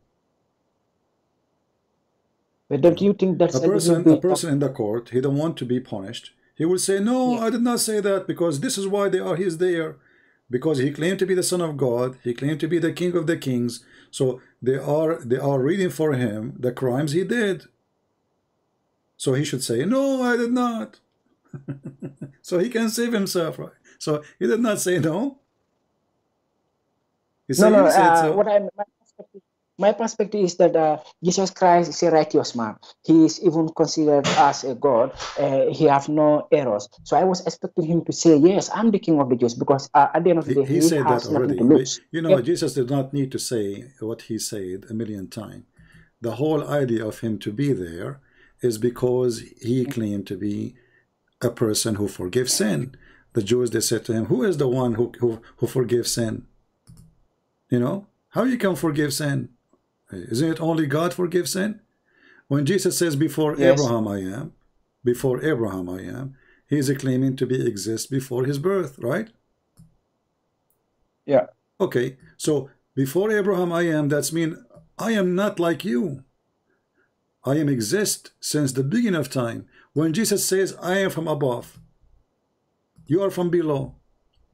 Well, what does that mean? Yeah. There is somebody from above except God? So you are from above, I am from above, you are from below. Do Jesus need to repeat that again and again? So they are taking him to court for a very simple reason. Because of all those things he said, not only one thing he said.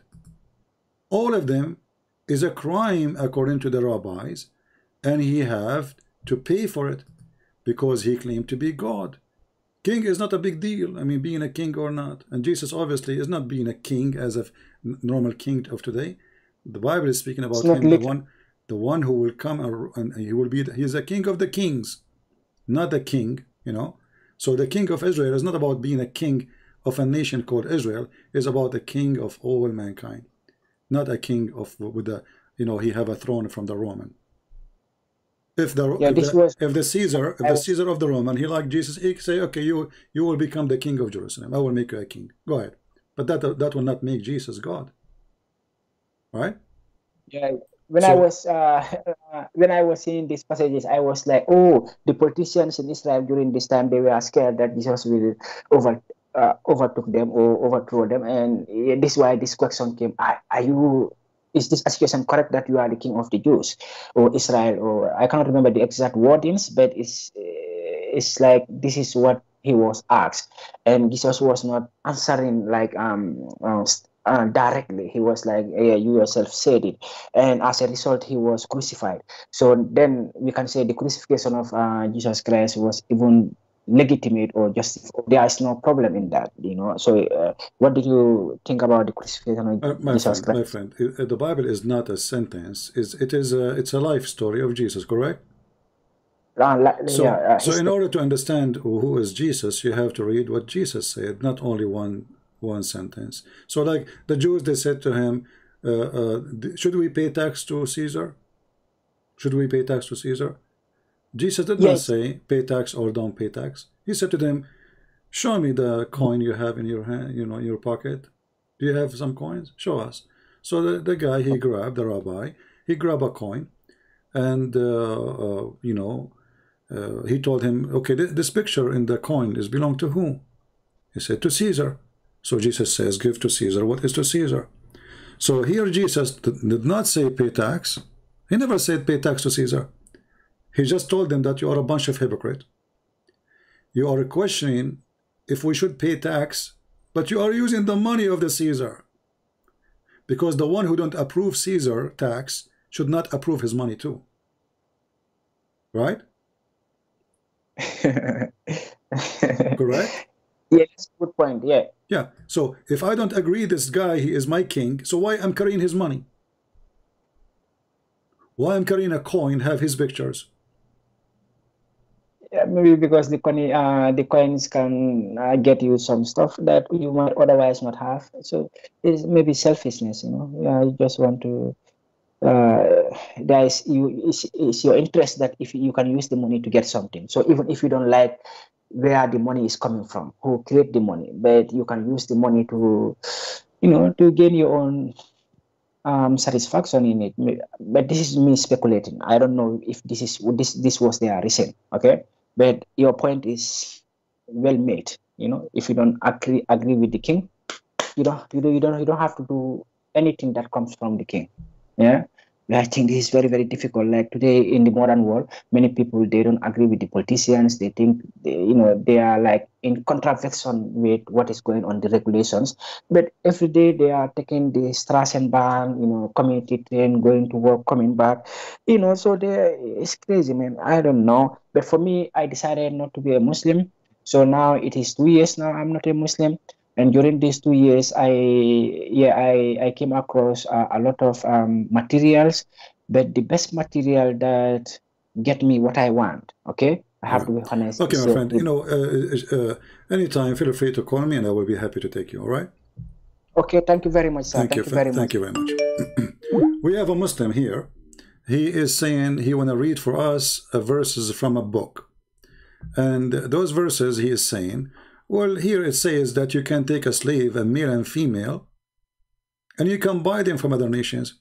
Here we show you how stupid you are, Abdul, the one who is posting for me this comment. The Abdul before you who called me, he says, a man, he is selling his daughter. So I was answering about a man selling his daughter. But we never said in the Old Testament there's no slavery. We are speaking about a man who was selling his daughter. So you are a certified idiot. And look how hypocrite you are. You quote for me the book chapter 25 verse number 44, 46. But why you did not quote the verses before it? The answer, because you are a mule. And you are a hypocrite. We as a Christians, we don't deny what is in our book. It is you Muslims who deny it. And remember, we are comparing what exist 3,000-4,000 years ago to the mentality of people today. Yet, even 3,000 years ago, if a master, he broke a tooth of his slave, he have to let him free.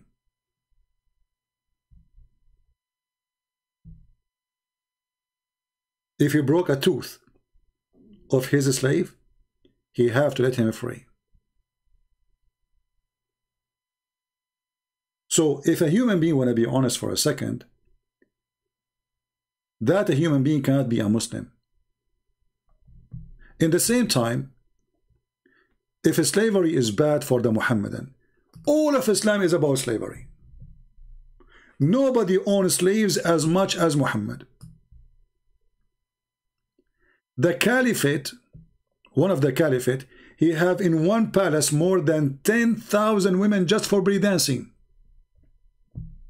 Not even for cooking, not to serve, just for belly dancing. Muhammad himself, he have tons of them all around his house. Muhammad, he received slaves as gifts. So when you bring us the Old Testament was exist long before the faith in Muhammad is exist. Human being is going forward, Muhammad is going backward. This is the truth. Muhammad is a scam.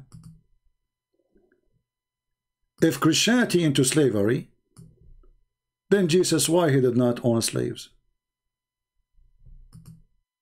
What is the problem exactly?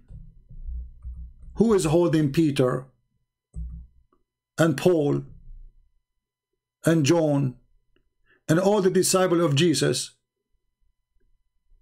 to have slaves? It is the time of slavery. Jesus, who make the blind see, cannot he make money to buy a slave? Let us say he is not God, as the Muslim they claim.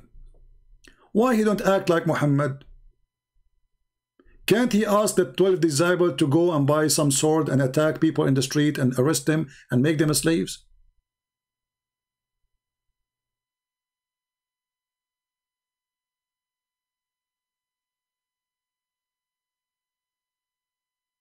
Muhammad even forbid a Muslim man to marry a slave girl. Look at the madness we see in front of us. If you go in the Quran,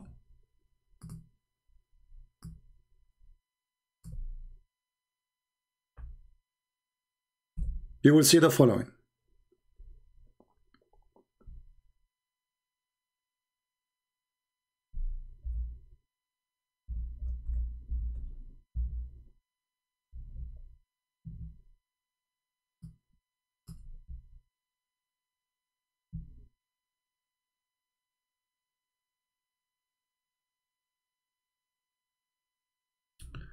Let us see which verse.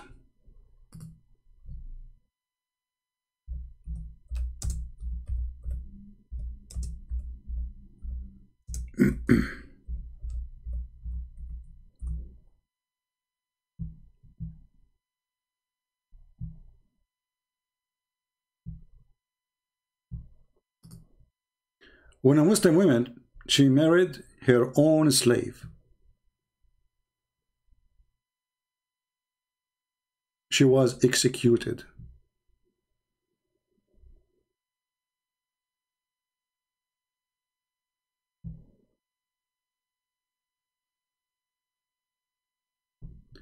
Let me try to find the story.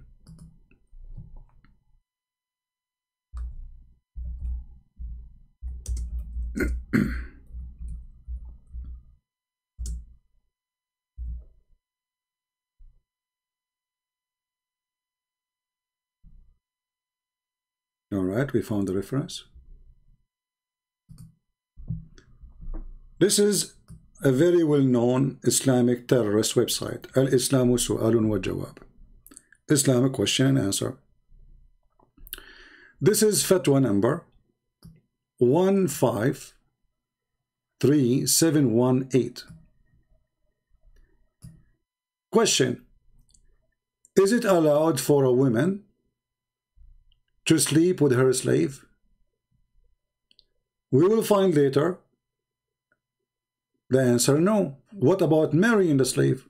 No. Translate. I will use Google translation.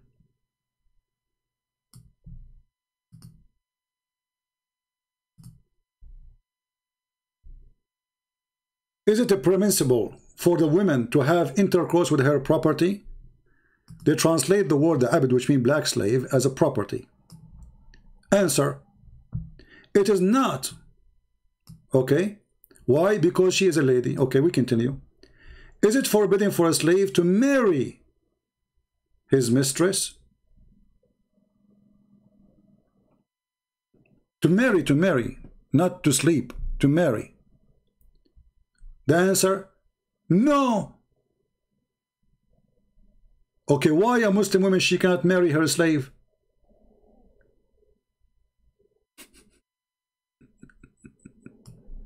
Is it? If we go in the Bible, can a man marry his slave? He can.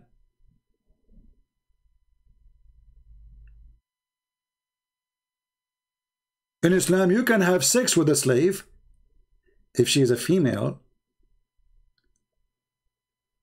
but the slave, he cannot have sex with Muslim women, and he cannot even marry her.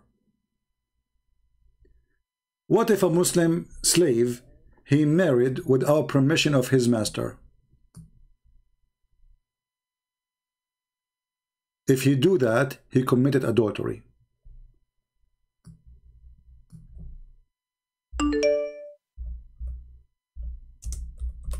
So my friend, we as a Christians, we do not deny that in the Old Testament there is a slavery.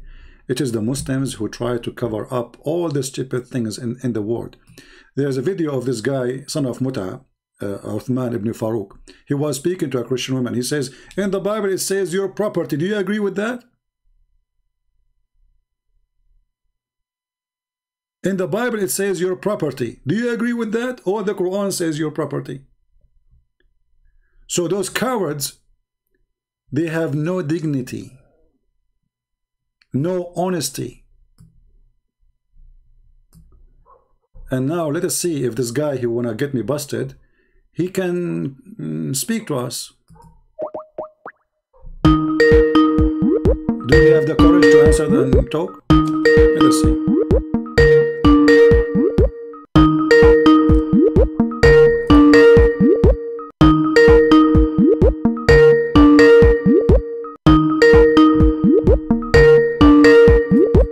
Yeah, text terrorist, you don't dare to answer.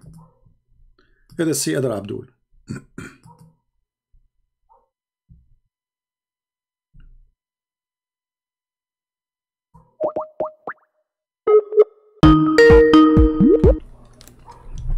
Yes, Abdul, how are you? You are a Hindu or you are a Muslim? I'm a Hindu, and am I audible to you, Christian Prince? So what? I'm a Hindu. Actually, I'm the correct word is not Hindu, it's Sanatan Dharm, but it's okay. I'll go with Hindu. All right, why you are calling me? I'm very glad you accepted my call. Thanks. I thought you like said you said you no, busted, because so I thought like normally YouTubers they say they accept calls, but you actually do. No, that's like hats off to you. I understand what. Like lot of people they say they accept random calls, random people, but they don't. But you actually do. So hats off to you. Yeah, because you said to me you want to get me busted. That's why I was interested. Yeah, because I like to see somebody get me busted. You said very funny thing. Okay. Like if I hold a coin or a currency and the person who is on that currency, I feel like he is my king. Okay. So who do you have on your currency right now? The dollar. Yep. So whose image is on the dollar right now? Whoever. I am American citizen. I was in the American army. So is that person your king? Yes, he is. He is the ruler of the country. Do you have who is the I'm for like Joe Biden's image on that photo? My friend, he is the president right now. Yeah, he can send me to jail if he wants. Yeah. He is in charge. He can go in war. He can attack your country. So he is the king of this country. So what the problem now? Yeah, but his image is not on your currency, right? Don't be silly. Don't be silly. So what if you said that? Yeah. Okay. So no, it's silly, we right? will not say that. You are just silly, you right? are just being a silly. Mr. Beef. Listen to me carefully. When Jesus he saw to them, at that time the coins will have the same image of the Caesar. So who is the one who his image there? They said Caesar. Yes. So he said to them, give what to Caesar, and you are being silly. I agree. So either you speak smart, or I'm going to when British were ruling India, so we had British images on India, right? Yeah. So that means okay, hold on. So let us ask you: when the British they rule India, you obey who? We don't obey. We were forced to obey. That is a different thing. You obey, and those the Jews are forced to. They not everybody is obeying. Not people are openly saying. Just go. I mean, I want to speak to people. They have even interesting point of anything. Don't waste my time, stupid idiot. The Jews they are in their occupation too, and they've been forced to.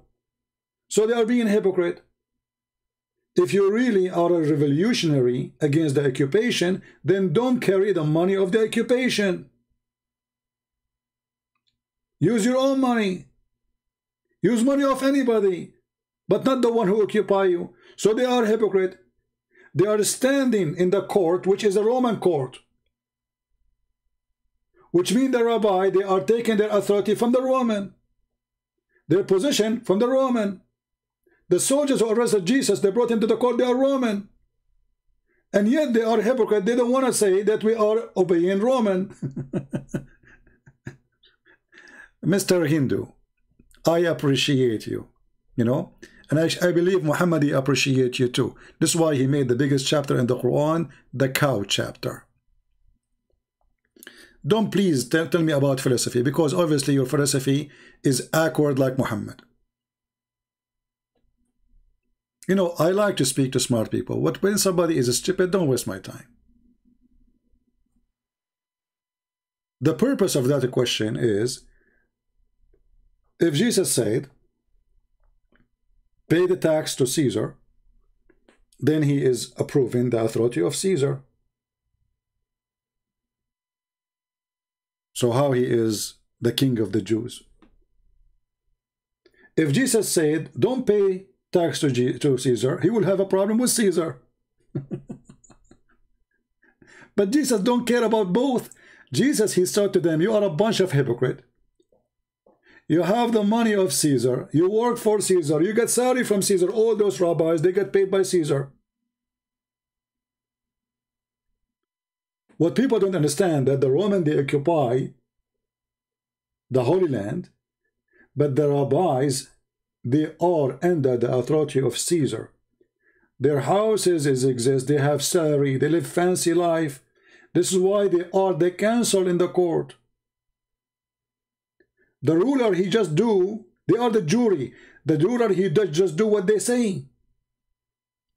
Who you want me to crucify? The rabbi, they say Jesus. So they are there because simply they are employee of Caesar, not only carrying the money of Caesar.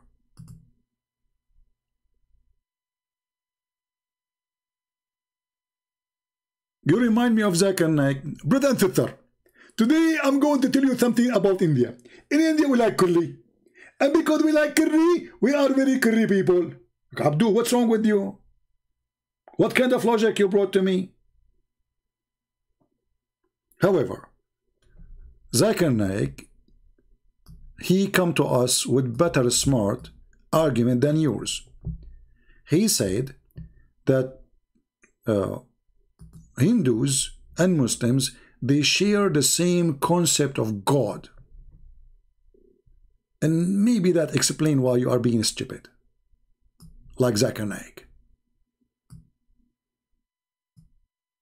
This is Zuzu telling us about the concept of God. Accepting that candidate as God. And this is exactly what is also mentioned in the Hindu scriptures, the same 4 points. The first is, Qul huwallahu ahad. Say he is Allah one and only. Same as Chandogya Upanishad, chapter number 6, section number 2, verse number 1, which says, Ekkam evidityam. God is only one, without a second. The second point, Allahu Samad. Allah, the absolute eternal. Same thing which you mentioned in Bhagavad Gita, chapter number 10, verse number 3, that Almighty God is the supreme Lord of all the worlds. Point number 3. Lam yalid walam yulad. He begets not, nor is begotten. And look at those potatoes. They are looking like, so now we became Hindus? Hey Christians, anytime a Muslim, he says to you, we worship unique God, no one like him, tell him you are a liar, because Zakir Naik, he says that we have the same concept of God. If the Muslim, they say, we are people who believe in the monotheism, say to them, well, the Hindus are monotheists. And this is the video in front of you. Even it's called the concept of God in Islam.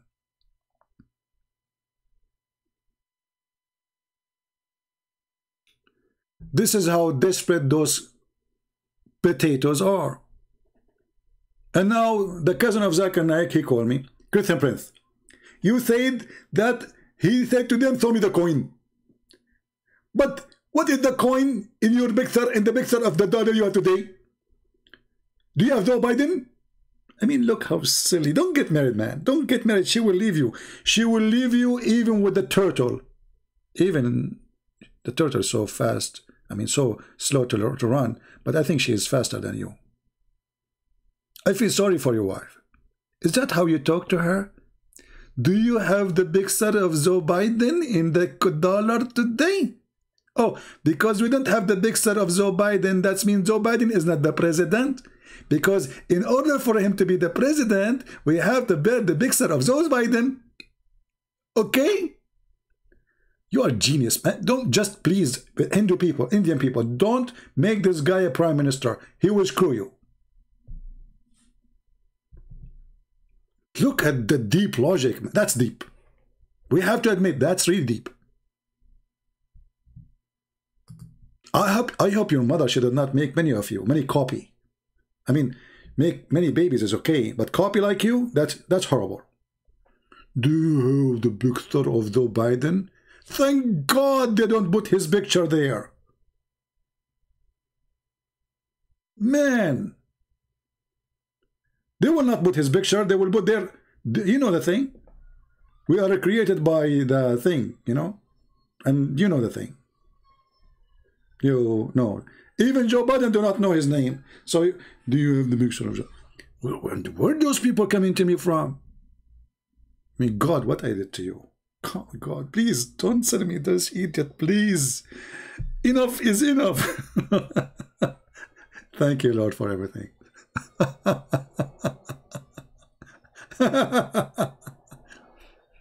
Oh, boy. You know, when I say stupidity is amazing, I have my reasons, and it is amazing. Sometimes you know, people, they say to me, well, God, they created us all as equal, right? Yes, he did, but people, they choose to be donkeys. They choose. I mean, why this guy, he come to such a conclusion? This guy, he was sitting home, listening to me, and supposedly he got an idea. Oh, I'm going to call him now. And this is what he said to me in the chat. He said, I get you red-handed or something like that. So I get excited. Okay, this guy, when I get me busted, let us see what he want to say. And then he called me to prove to me that the picture is not Joe Biden there. That was deep. My friend, how they will take even the picture of Joe Biden if the guy never, he's just asleep. He cannot even keep his eyes open in front of the camera for 2 minutes. Anyway, I hope today we have a good time exposing this coward, this liar, Tovia singer. And if you are a Muslim, I advise you, for fun, for the sake of fun, tell this coward why you don't dare to debate a Christian prince. What he will lose if he is a rabbi and he have a strong knowledge. Is it going to be a problem?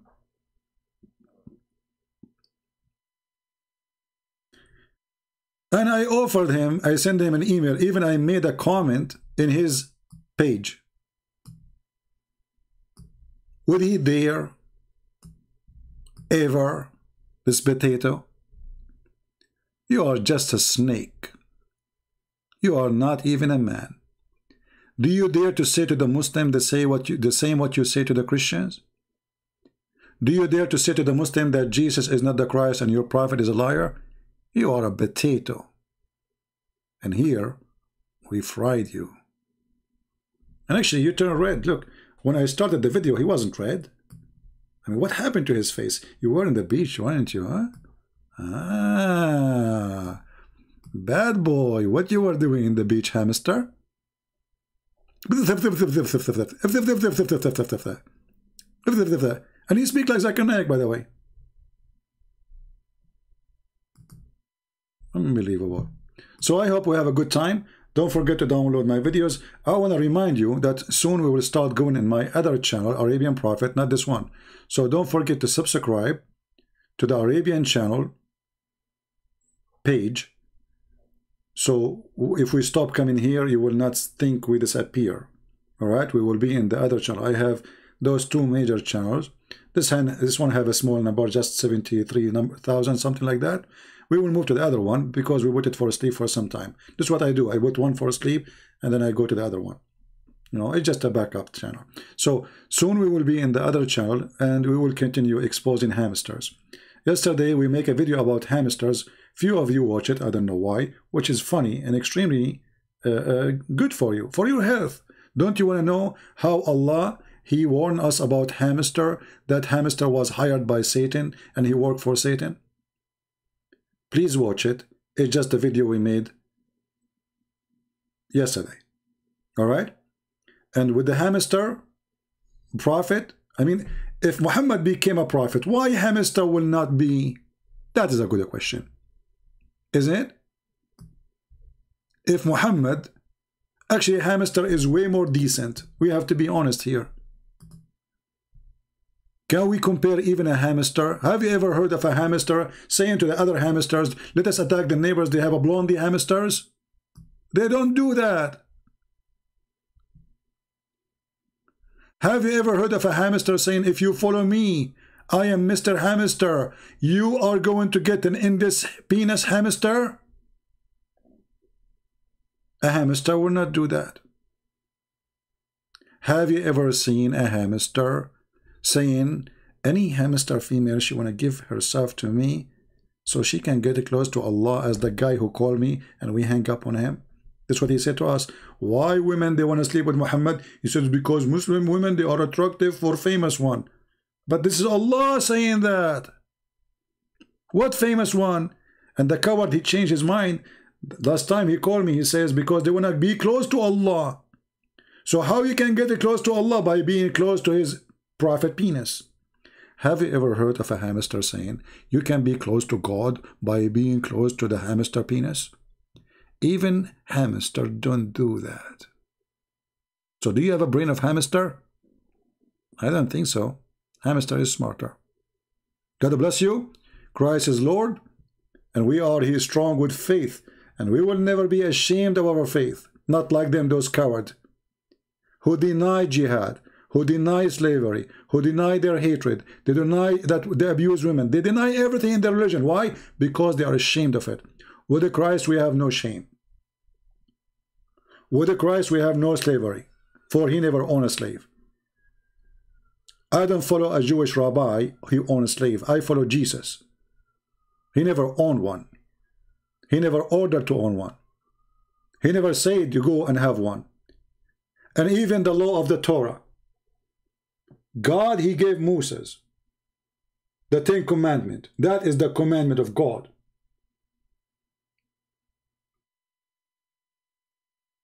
There's the law of the man and there's the law of God. The law of God, don't kill, don't lie, don't cheat, don't. That is the law of God. And the law of Jesus is in total agreement.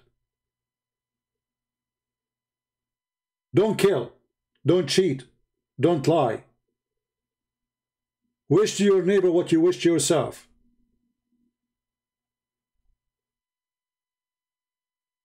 That is Jesus. Who is your Muhammad? We will find out more in the coming episode. Subscribe. Be free to join us. You can join us in Patreon if you like, so you can be updated about where we will be in the coming broadcast. God bless you. Thank you very much. Christ is Lord. Islam is a scam, and Islam without lies dies. Take care.